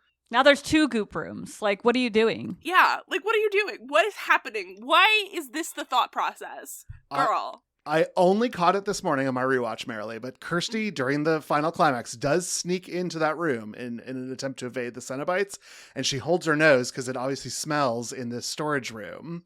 But that is the only payoff for this that we get. And so I think we are meant to understand, based on Kirsty holding her nose in that one moment of a later scene that is during a very climactic other chaos, that Julia has stored all the bodies in this like spare bedroom. Leave them in the attic. That's where he's eating them. Why are you moving his food? But here's my supposition, Cass, is that Frank has too much shame about this part of his identity that he wants to cast it aside. And maybe not all 4 of us on this call, but some listeners I know have watched pornography, finished what they were meant to be doing, and then instantly closed their browser window that's like, in a little bit of like the stash. rejection of sexuality. Exactly. There's like a sort of post-nut rejection of sexuality that exists when we talk about aberrant sexuality. I like that. And I think that's how I interpreted Frank in that moment. Well, that makes Julia's nonsense much easier. I don't think she was intentionally doing that. The first time she was like, where I put the body, like Marilee said, I think it was more just like, what the fuck? But then it became like, oh, this is intentional now. Like, this is where the lube and the tissues and the dead bodies go. Like, that's where that stuff goes. That makes more sense. But like, in that moment, watching that, I was just like, girl, what are you doing? What are you doing? What are you doing? Like, Julia, I like you a lot. I think that you are the evil lady that this film desperately needs. You've got to make at least 5% more sense if you want me on your team, because like I'm not there, baby. I think it also kind of speaks to Frank's, like, kind of focusing on his shame here. It does have to do with his physical appearance. Is he recognizes it is hideous, and he knows it's grotesque. And I think he grows more confident as his body becomes more similar to his original self. But it's in moments like this where he is vulnerable and he does not have the power in that situation, and he's having to rely on his sexual partner to, you know, procure his nutrient source for him. I think it does play into, like, the really physical aspect of why Frank is such a hedonistic person. Yeah. It is the physical satisfaction that comes from something. For all we know, maybe, like, this is his version of an orgasm, is when he is able to replenish his electrolytes, basically. You know, this, and it's kind of like masturbation for him as a result. So for all we know, maybe that's something that he is also repelled by the idea of doing, is that I can't be a hedonist on my own. I got to have it with someone else here. But if I do it on my own, then it's wrong, or you know, something like that. Well, and again, because we're going to get there towards the climax of the movie, but Frank has so much shame that's tied to his character. And you know who doesn't is our Cenobite friends. And so I think that's a huge area of conflict between these two antagonists that we're going to see at the end of the film. You're so smart. And I'm kind of wondering, I think we'll talk about this as we progress, because there's just certainly so much of it. There are a lot of Christian iconography, like statues, the nuns. And paintings. I don't know if we've seen the nuns yet, but yeah, we haven't seen them yet. Soon. Kirsty bumps into them when she is staggering away after meeting Frank. Yeah, we'll get there. Yep. Yeah, we'll get there. God's always watching you. There is certainly, yes, exactly. There, but is it like a judgmental God? Right. Like it's certainly from one person's perspective, and I think maybe that comes from Frank, because he seems to be the source of a lot of the religious iconography being trashed initially. And I've just got to say, Frank's line, "Poor Larry, obedient as ever," that appears in cuckolding scenarios all the time. Of a wife and your brother, that's like lifted out of like a do-it-yourself script for where's the chair role playing. Exactly. Because that's where Larry's sitting, is the chair. In the next scene, Kirsty is at her job at the pet shop, dealing with an annoying Karen of a customer. She becomes distracted, however, as she spots the derelict staring at her from across the store. She goes over to him, only to find that the derelict is eating a fistful of grasshoppers straight out of the enclosure. Yeah. Kirsty kicks him out, and then is jump scared by Steve tapping on her shoulder. When she looks back at where the derelict was, he's gone. We see Julia seduce and murder another victim, and then watch an amazing shot of her holding a glass and looking like the most evil stepmother this side of Disney World. Then she's upstairs with Frank, who is dressed and smoking a cigarette. He explains to her what's causing all of this mess by showing her the puzzle box. He says that it opens doors to the pleasures of heaven or hell. The Cenobites, denizens of this other dimension, give him an experience beyond limits, pain and pleasure indivisible. Julia is aghast, having seen Frank's experience projected into her mind by the puzzle box. They then make an agreement. The Cenobites will never find them, not in the whole wide world. Later, Larry and Julia are downstairs in a thunderstorm watching a boxing match. Frank throws a tantrum in the attic, and Larry goes to investigate. Julia does everything she can to try and stop him, but Larry eventually goes into the attic and concludes that the noise was rats. The two of them go into their bedroom and begin to have sex, but Frank is there watching them. Frank threatens wordlessly to kill Larry, and Julia begs to stop. Larry stops, confused and frustrated, and leaves. Well, let's start in the pet store. I loved that you called this a Karen, because she wants to talk to the manager because of her bird, ? Something to do with the Who the bird. fuck knows? Boy, these grasshoppers looked so good. Yes. Oh my They did. God. So good. My brother has had reptiles, and so like we've had live grasshoppers in the house, and like as he was just like standing there with the open grasshopper container, like eating the bugs, I just kept sitting there. It was like, you gotta close the container, or else all the bugs are gonna jump out. You gotta close the container. Bugs are jumping out right now. I also gotta say, this is a jump scare with Steve, not just because Steve is like a heterosexual and we should always be scared of them, but the monkey screech when Steve touches her shoulder, another great horror direction choice. I don't think there probably would be a monkey in a suburban pet store, but you know what? I accept it. The screech was really good. It's London. It's the 80s. Anything can happen. Oh my God. Or New York in the 80s. Anything can happen. Either way. In a Margaret Thatcher London, you're saying you could buy a monkey in every store. Maybe Hey, not monkey's every store, paw. but certainly that one. A monkey's paw. Wow. Wow. This is very random, but I always realize that the derelict guy, he looks like Marv from Home Alone. Yes. Yeah. I thought he it does was, look and I like was Marv. like, what is this? What is happening? Why is Marv He's eating gonna- grasshoppers and just being a creep, just creeping people out? But this is Listen. when I started to love Kirsty, by the way, because she isn't like, oh no, there's a creepy fair. guy in my pet shop. She's like, get the fuck out. What is wrong with you? Like, she's looking at him and he's like, ooh, look Yeah. at me, little girl. I'm eating insects. And she's like, ew, fuck Get the off. fuck Like, outta get here. out. And Yeah. she like stomps and like follows him out of the store. Like, Yeah. it's so And you know what? good. Yeah. Cass, I buy that fully because Kirsty is afraid of the things she should be afraid of, which will actually harm her, which is Steve. Yes. Steve is the real threat to you, not this guy. This guy's fine. True. Just want some protein. Mm-hmm. Listen, while we're talking about heterosexuals, I just want to Please. say that I like Larry throughout the film. I really thought he was great. Julia said no a lot of times before Yeah. he stopped. And like, gross. That was really, Yeah. that was... Mm-hmm.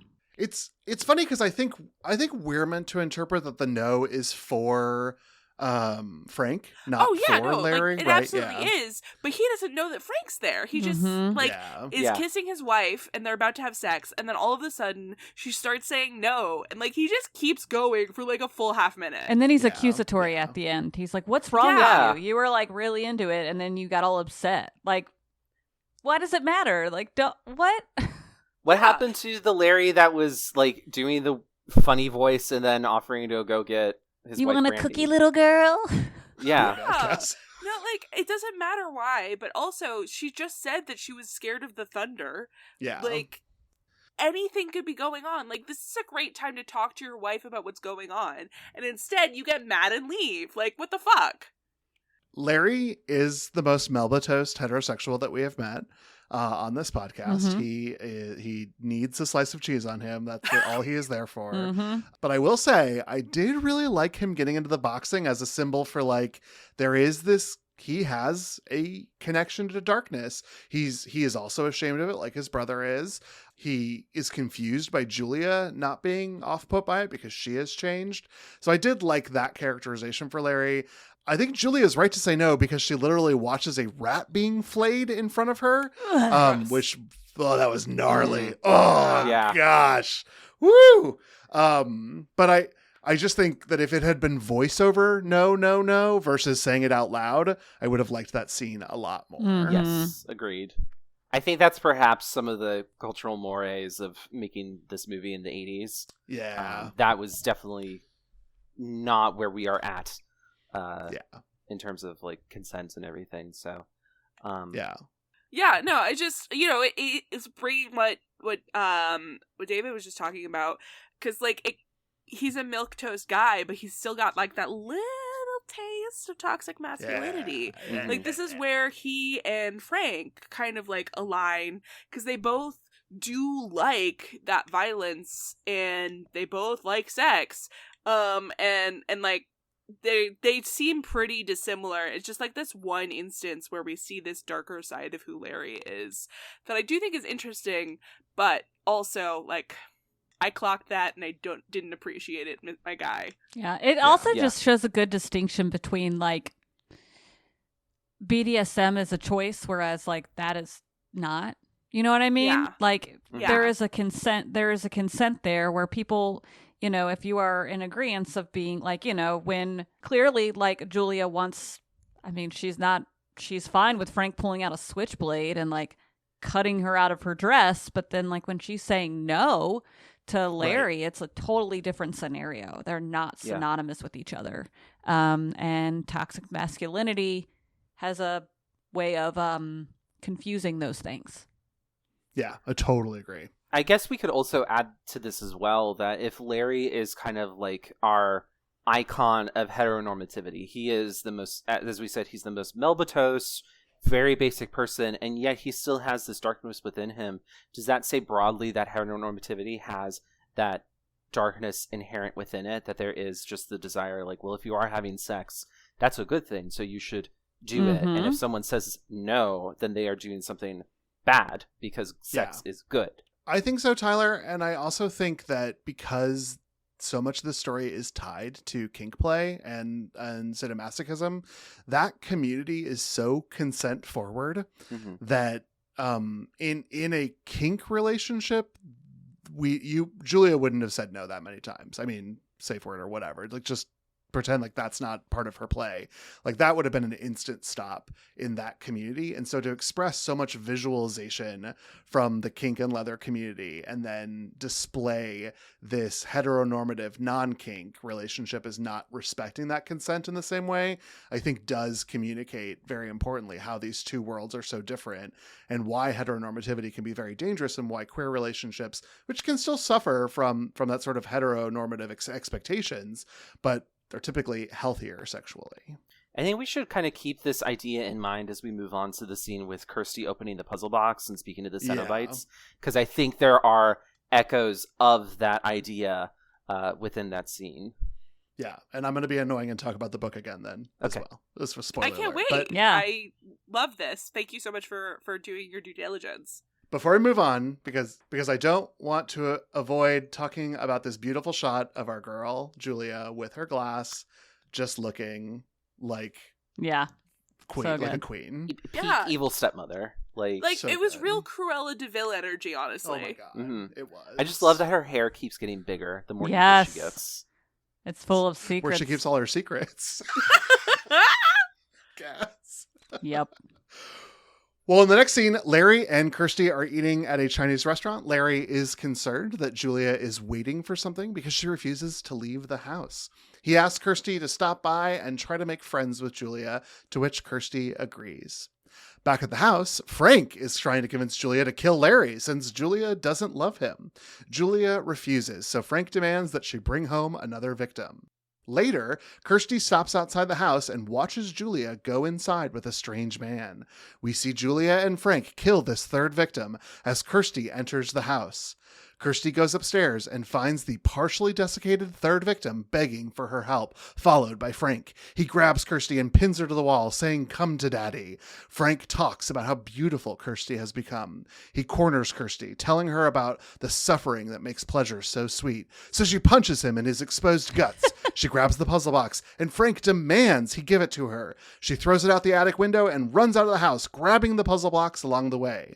Kirsty then wanders the city, eventually collapsing as she recalls her experience with Frank. This is where your nuns show up, by the way. Oh, yeah. I didn't read it in My the description. my but nuns. They're my Yeah, nuns. yours. They're Cass's your nuns. personally. Like, you rented my them to the two production, nuns. we know. The Church of Cass. Cass, I really am curious what you think about this scene, because there's quite a lot of stuff to talk about. Yes. It's just so disturbing and so gross. Like, I love Kirsty. I love her reaction to Frank. Like, yes, there is like a zombie man in front of her. Yes, it's her uncle, but she fucking punches him and is like, "No, fuck you." Like, she has so much like power that is just so cool and fun to see.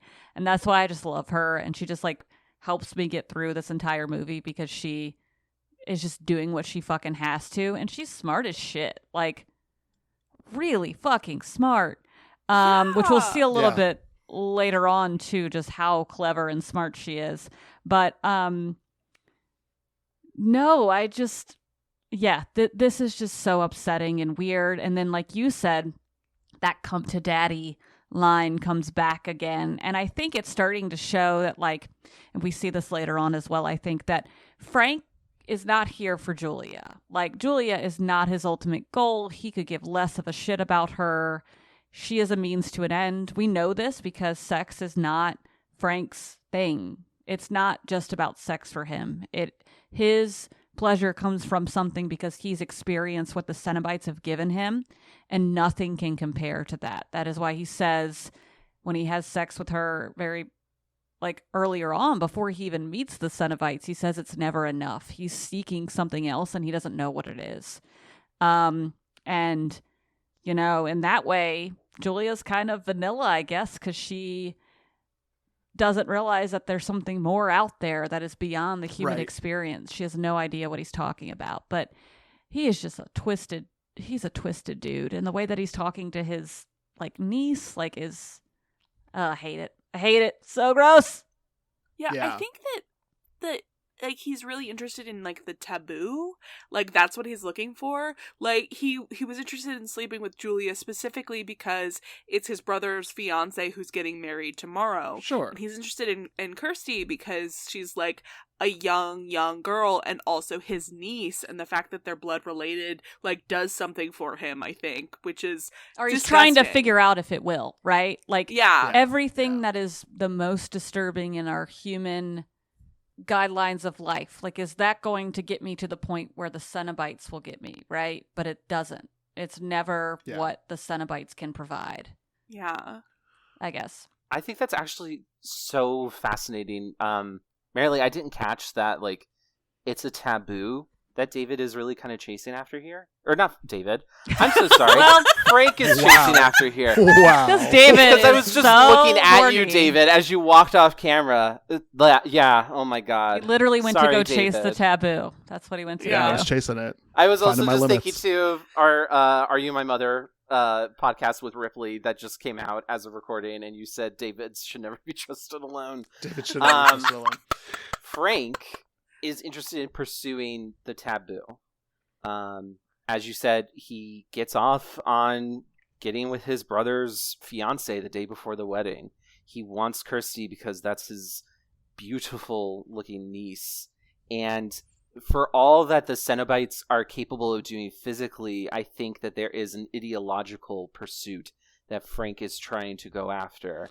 And that is what he finds so satisfying, is breaking that taboo, breaking that ideology of what we consider to be normal and right and natural, that even kink play, when it comes to, like, whips and chains, cannot suffice. He wants the fantasy of incest play made reality. Yeah.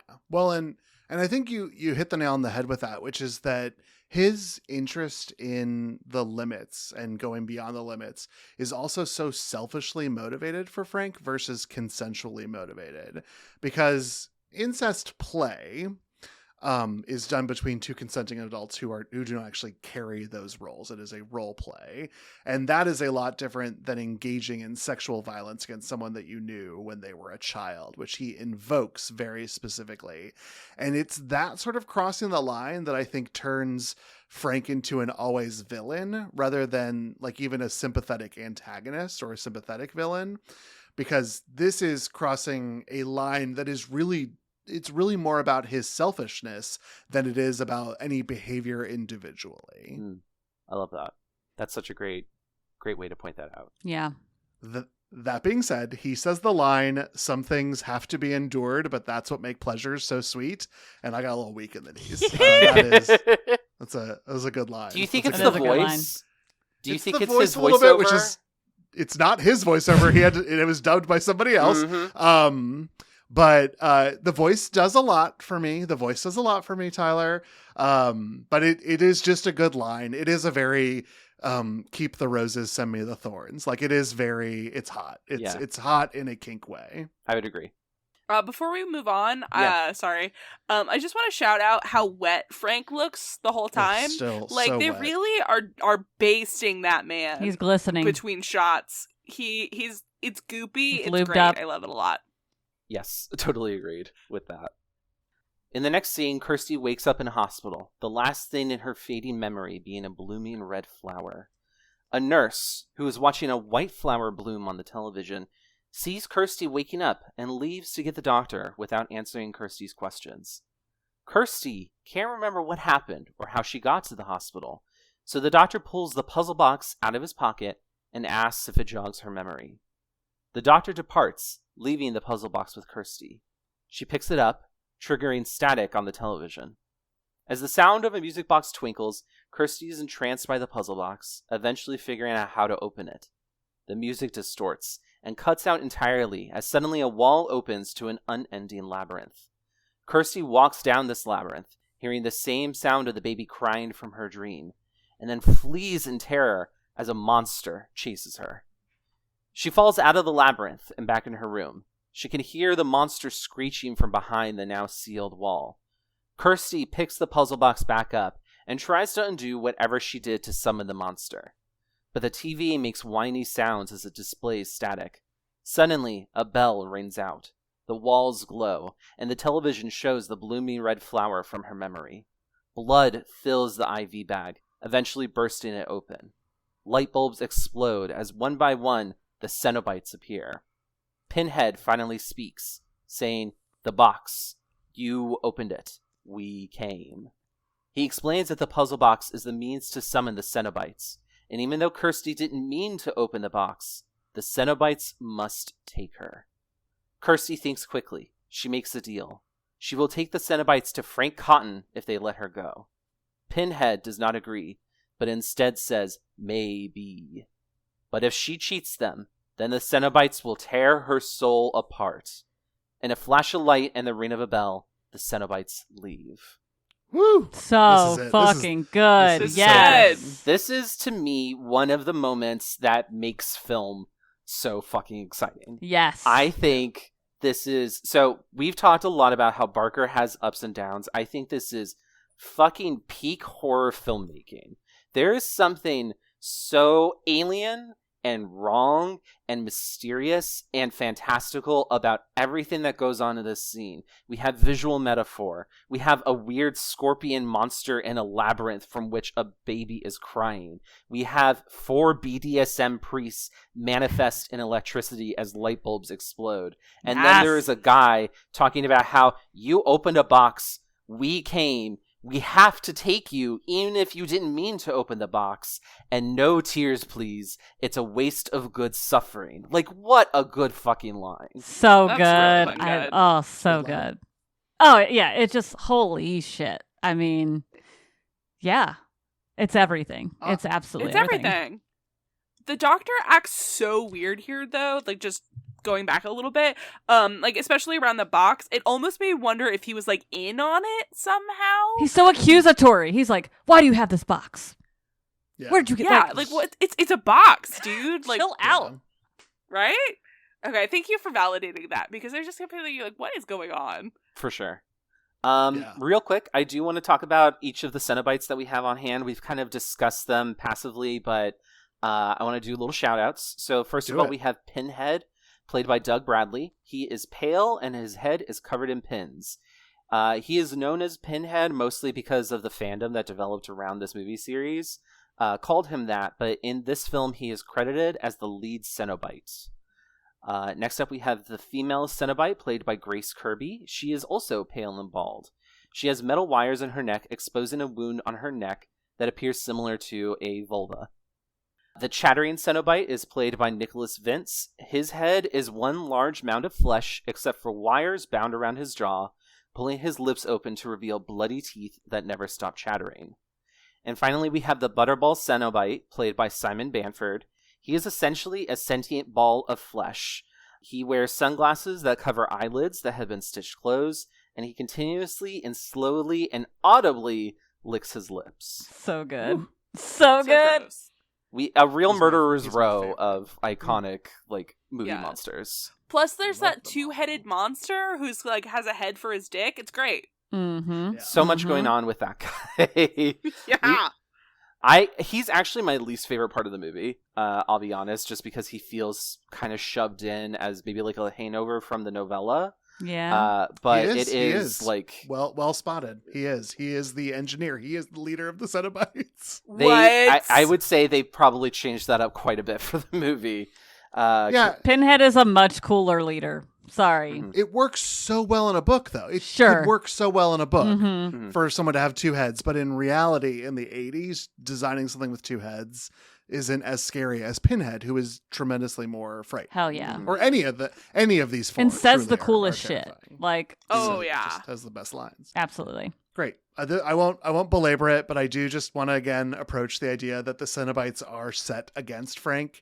I think it's really sold to us as because he escaped, but I think that the reason there is a schism between them is that Frank is selfish. Frank has toxic masculinity, and the Cenobites view gender as a coat that you put on, not something that commands the way that you live your life. I love that. Yeah, I just want to say I love love that. That's so smart. I love the non-binaries like punishing people. Like it's kind of badass. But also in like the next movies there's even more punishment of people doing shitty things, which is pretty awesome. Oh, rad. Love that. so. I read actually- up on these casts, and they sort of become Jigsaw towards the middle of these movies. Like these are sort of prequels to Saw. I do kind of want to touch on this idea, though, that they are punishing people in those later movies, because in this movie, they're trying to punish Kirsty. She opened the box, they came, and the rule is, if you open the box, you have to go with them.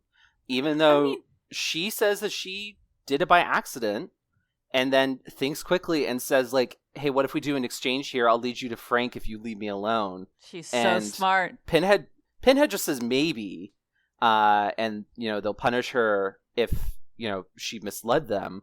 But I think it's kind of interesting too that we were just talking about this idea that consent is so important and that it can be revoked and that's okay. But heteronormativity really kind of dictates like there's no reason for you to say no if you're having sex. So Yeah.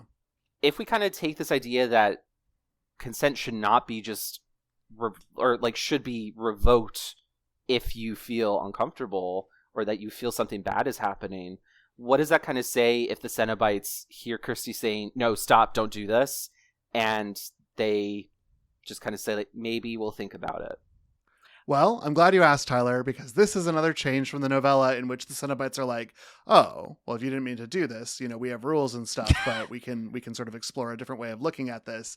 And this is really manufactured to create a separate climax for the end of the film, which is them escaping the house with the Cenobites chasing them. Interesting.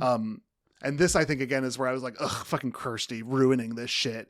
Because I think the novella has a much better ending for Kirsty vis-a-vis the puzzle box as well. And I'll talk about that at the end. I can't wait. That's so interesting. Like, to me, the thing about the Cenobites is that up until Pinhead says, we'll tear your soul to pieces. Like, pain and pleasure is the same thing for them. So it's not necessarily like a punishment what they're doing to like Frank or we're doing with Frank, because like that's just like, oh hey, we're all arrived at the same kinky party, we'll all have kinky sex, and like that's just part of it for them. It's not supposed to be punishment.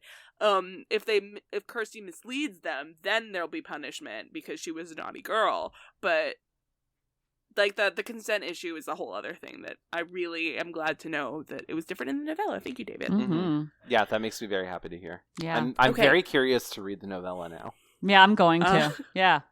In the next scene, Julie and Frank talk about Kirsty. Julia is far more concerned about what Kirsty will do than Frank, who is fixated on getting his flesh back.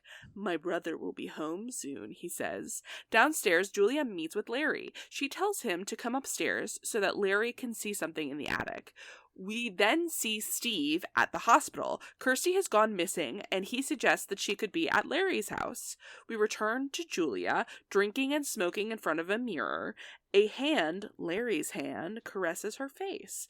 She and Larry have sex, and as Kirsty bangs on the door for Larry to let her in. Julia opens the door and lets her inside. Larry is upstairs drinking. As Kirsty runs up and hugs him, Larry, however, is different. Not only does he speak differently, but blood and goo drip from his scalp. Kirsty tells Larry about Frank, but Larry says that he put Frank out of his misery.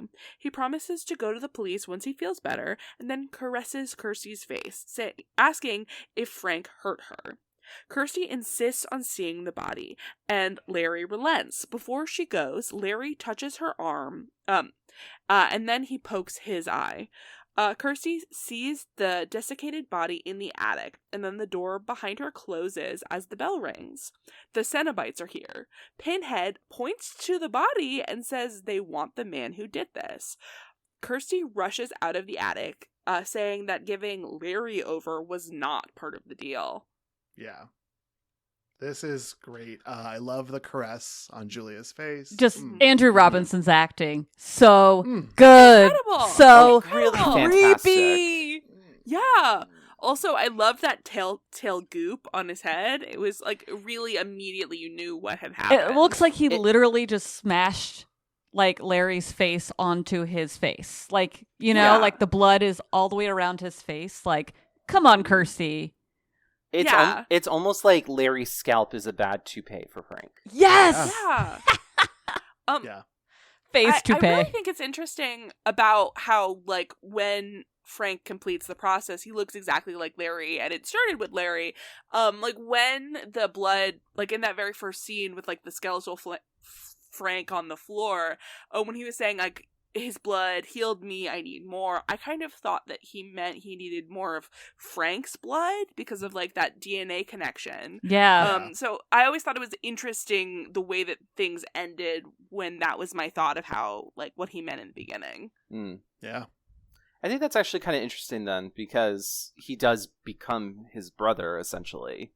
And that's, you know, it starts with Larry's blood and it ends with Larry's blood, you know. So I thought this whole thing was really cool. I think that incestuous taboo definitely comes back to the fore. It's so much worse because now there is deception involved. It's Kirsty's father's face and it's Kirsty's father's hand that keeps on touching her.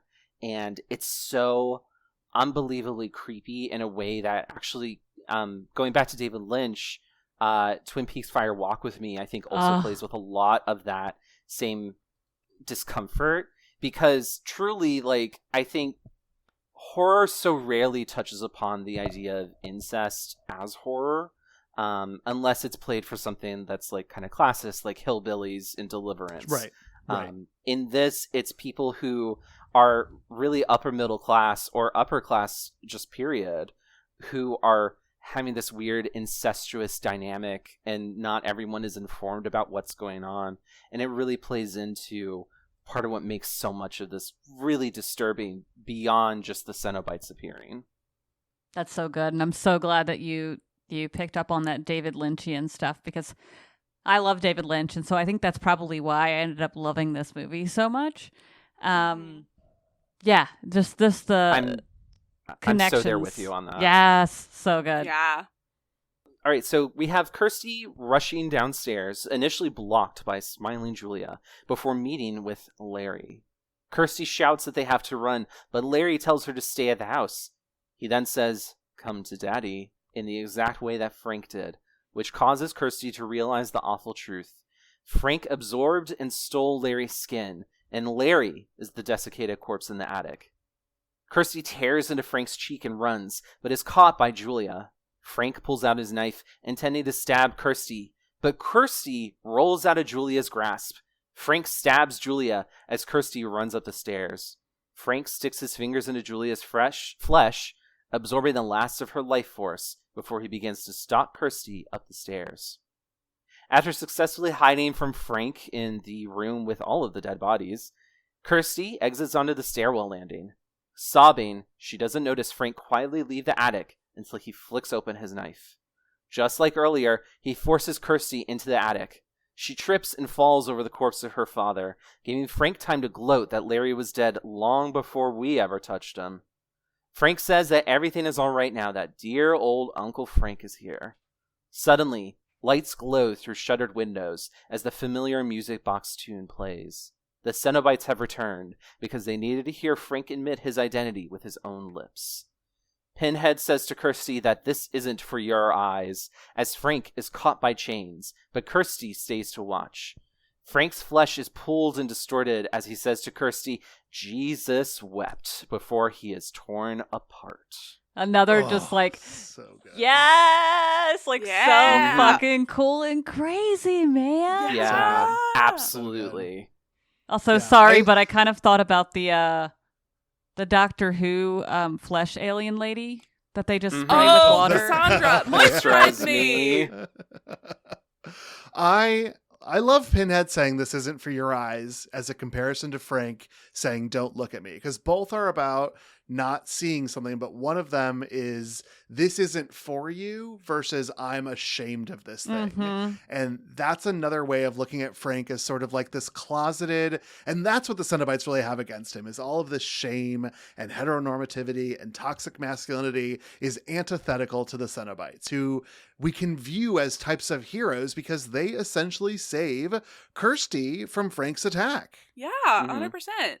He Absolutely. is coming at her. But Kirsty was smart as shit by like being like, you know what? I'm gonna bargain with these fucking demon aliens. Like, yeah. Yeah. what? Yeah. Like, I mean, we haven't brought this up, but one of the lines that Pinhead uses to introduce himself and the Cenobites to Kirsty is that the Cenobites are demons to some, angels to others. Angels to others. Yeah. mhm. They'd be angels to me. Hello.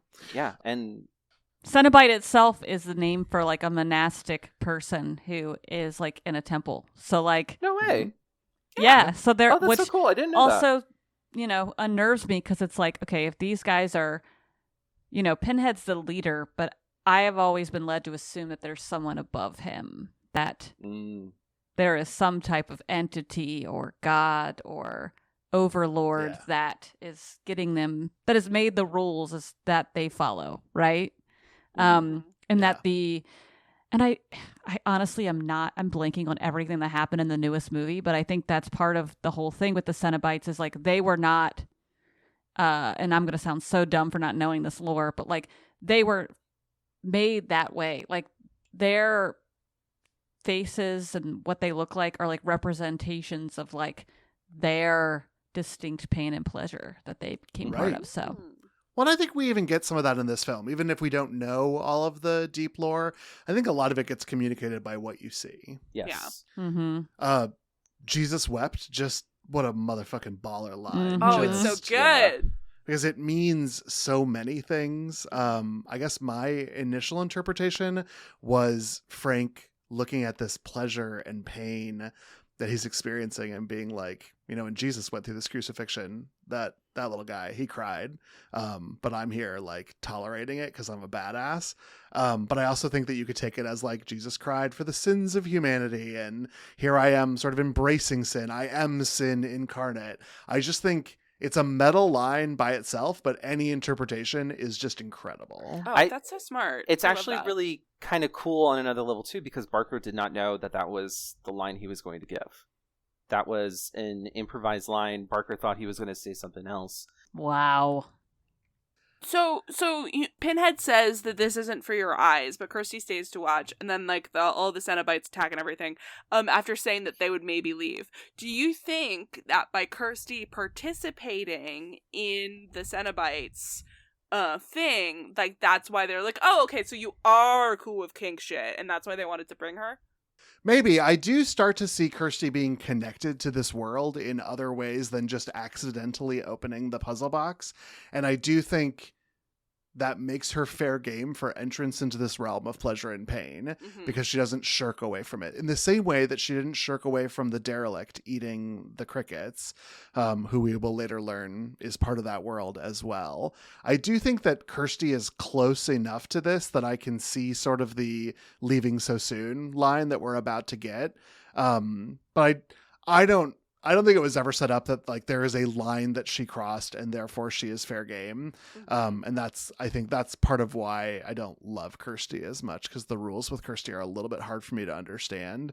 And I find the next scene to be a little more chaotic than climactic. I think Jesus Wept to me is the climax of this movie. Mhm. You're right. Yeah, I would agree with that. I think, David, I totally understand what you're saying, that the rules around Kirsty are a little off. But that actually makes me think of our conversation last week about Scream, and that the rules that Sydney prescribes to for final girldom are broken.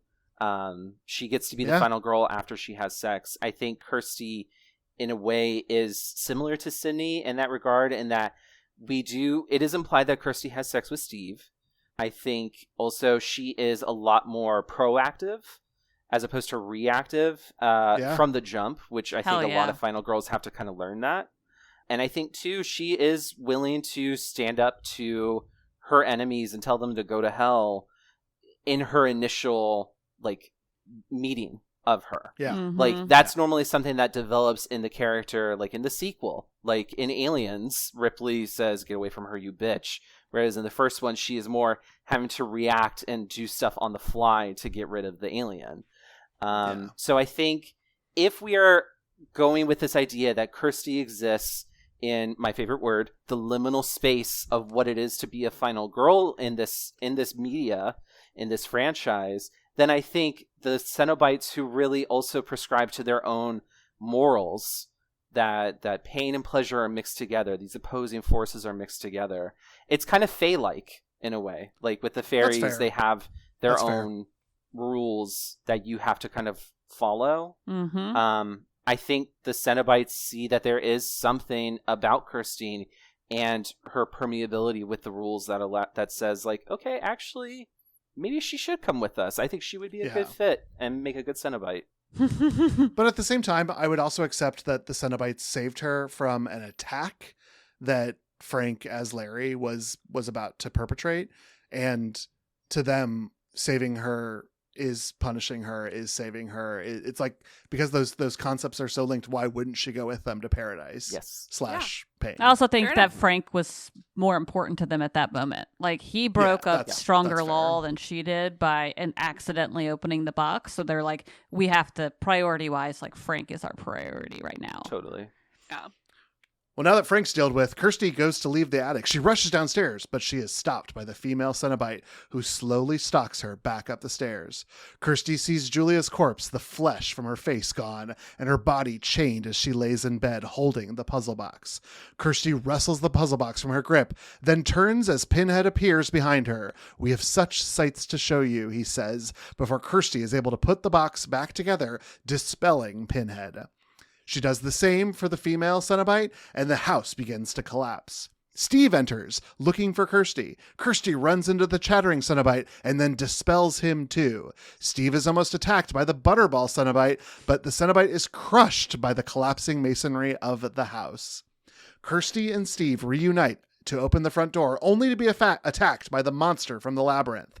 Although Steve is quickly knocked back, Kirsty is able to fight the monster and keeps its gross hands off the puzzle box. Kirsty finally dispels the monster, and she and Steve escape the ruined house. The movie concludes with Kirsty and Steve at an open landfill, spotted with random fires. Kirsty throws the puzzle box into the fire, but then the derelict returns. He reaches into the fire and grabs the puzzle box out. It burns his flesh away as the sound of bird wings flap around them, revealing that he is a horrible winged demon. The demon flies away with the puzzle box, and the film ends as it began. In North Africa, a man buys the puzzle box from a stranger who asks, "What's your pleasure, sir?" Hell yeah. Hell yeah. Hell yeah. Yeah, Hellraiser, Steve is completely unneeded in this entire movie. So Truly. He does not need to be a part of it at all. Like, not even joking. That definitely seems like something that if Barker were a more confident director, he probably would have realized, like, actually, we don't need Steve in this movie. Or Steve is only here to try and get the audience to follow along with the story, because otherwise they might get confused. He's like that outsider perspective that is a window for everyone else to watch. Sure. If this movie was made today, Steve would have died in the climax to show that the Cenobites were serious. Mm-hmm. That'd be great. Yep. If it were my movie, he would have died in the pet store. Oh my God, yes. The grasshoppers would have just eaten him. Yeah. Oh no, absolutely. I'm allergic to grasshoppers, and just dies. Yeah. Then no one talks about him again. Love, for instance, how Steve goes to try and help Kirsty with the puzzle box, but Kirsty angrily pushes his hand away. Yeah. Like, that was such a fucking neat That was so good. detail. Yeah, like I love that. Like, stop trying to puzzle-splain, Steve. Yes. Like, let Kirsty do it. Mm-hmm. Perfect. The one other thing I wanted to talk about here was, like, because I double-checked when I watched it again this morning, and it is a stranger, but when I first watched the movie, I thought for sure that the guy at the beginning was Larry, and that was, like, a big time loop. And so, like, the reason why Kirsty was having those dreams and everything that was going on, and, like, how Frank and Kirsty were connected is because they both had opened the puzzle box. It was always Frank's, it had always been his, and it was, like, a time loop situation. Not what happened, but that is my explanation for why certain things are weird throughout the film. Cool. Yeah. Because, like, that energy went forward and back through time. I like that. And don't be mistaken, Marilee. If we come back to the series, the Cenobites do play with locking people in time loops to punish them for transgression. Nice! That's Doctor Yeah. Who's kink, so Yeah. it's got to be it's a true, real Tina. thing. That is, yeah. Here's the deal. In the book, the engineer takes Julia away because ultimately she is the one who sort of takes the Kirsty part of that role. But the engineer bumps into Kirsty on the way out of the dimension, which leaves the puzzle box in her care. And in the end, she almost goes mad looking at the box, remembering her lost love of the Larry character because he was taken away. And she always pined for his love. And so the box sort of achieved its goal of pleasure and pain, even though she never opened it. Whoa. And it is a nice Wow. it's a nice little end of the story. Wow. But I think it would be hard to tell cinematically. I get that. Like, that's hard. It might be weird. That's hard to communicate. Yeah. Mhm. That's Oh, crazy. man, I definitely want to read that now. Like, super Mhm. bad. Only 160 pages, Tyler. Wow. That's Nice. nothing. Cute little book. I just got Redwall. Very cutesy. Because I need a book to read to help me go to bed. I feel like that. Not a cute little book. That's good, but I love Redwall. I've never read it before, so I'm really Oh my excited. gosh. But I was gonna say, like, the Hellbound Heart. Maybe I should read that for, like, daytime reading. Yeah. Maybe not a great before bed read. You'll have some really Depends cool what you're ass doing in bed, I dreams. suppose. Yeah. Yeah. Yeah. So, any other final thoughts for the episode? Anything anyone else wanted to point out, or other conversations you want to have? Only that I want to read the novella now, I think, and then Yeah. watch Hell more yeah. of the watch more of the movies. Yeah. For sure. Yeah. I think characters can change and characters can evolve and the way in which they live in our world can change.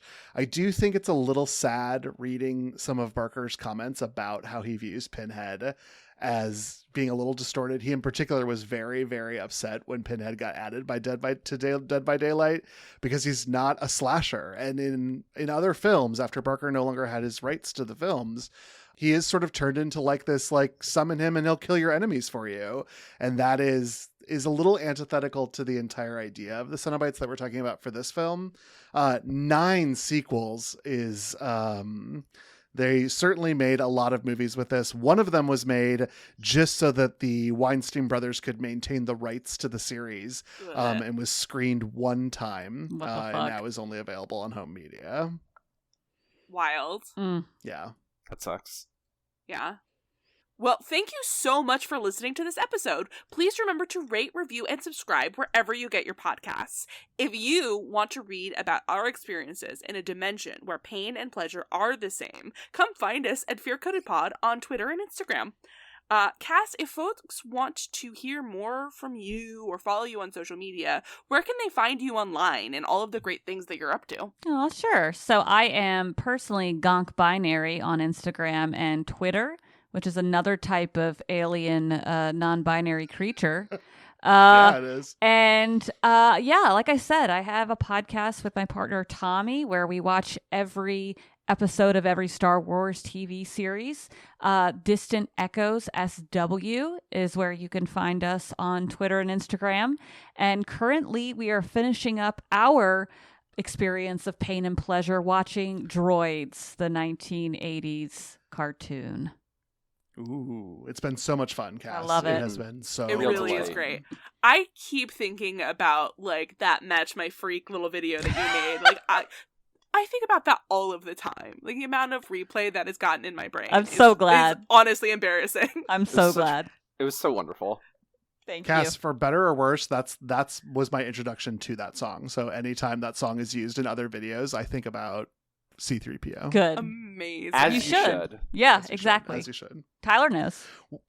Well, whether you're thinking about C3PO or not, both Distant Echoes and Fear Coded are a proud part of the Glitterjaw Queer Podcast Collective. If you'd like to listen to more queer media podcasts, you can check out the full roster of shows at glitterjaw.com.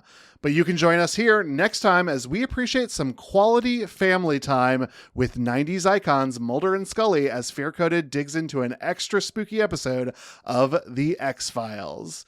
The truth may be out there, but for now, we will just say goodbye. Bye.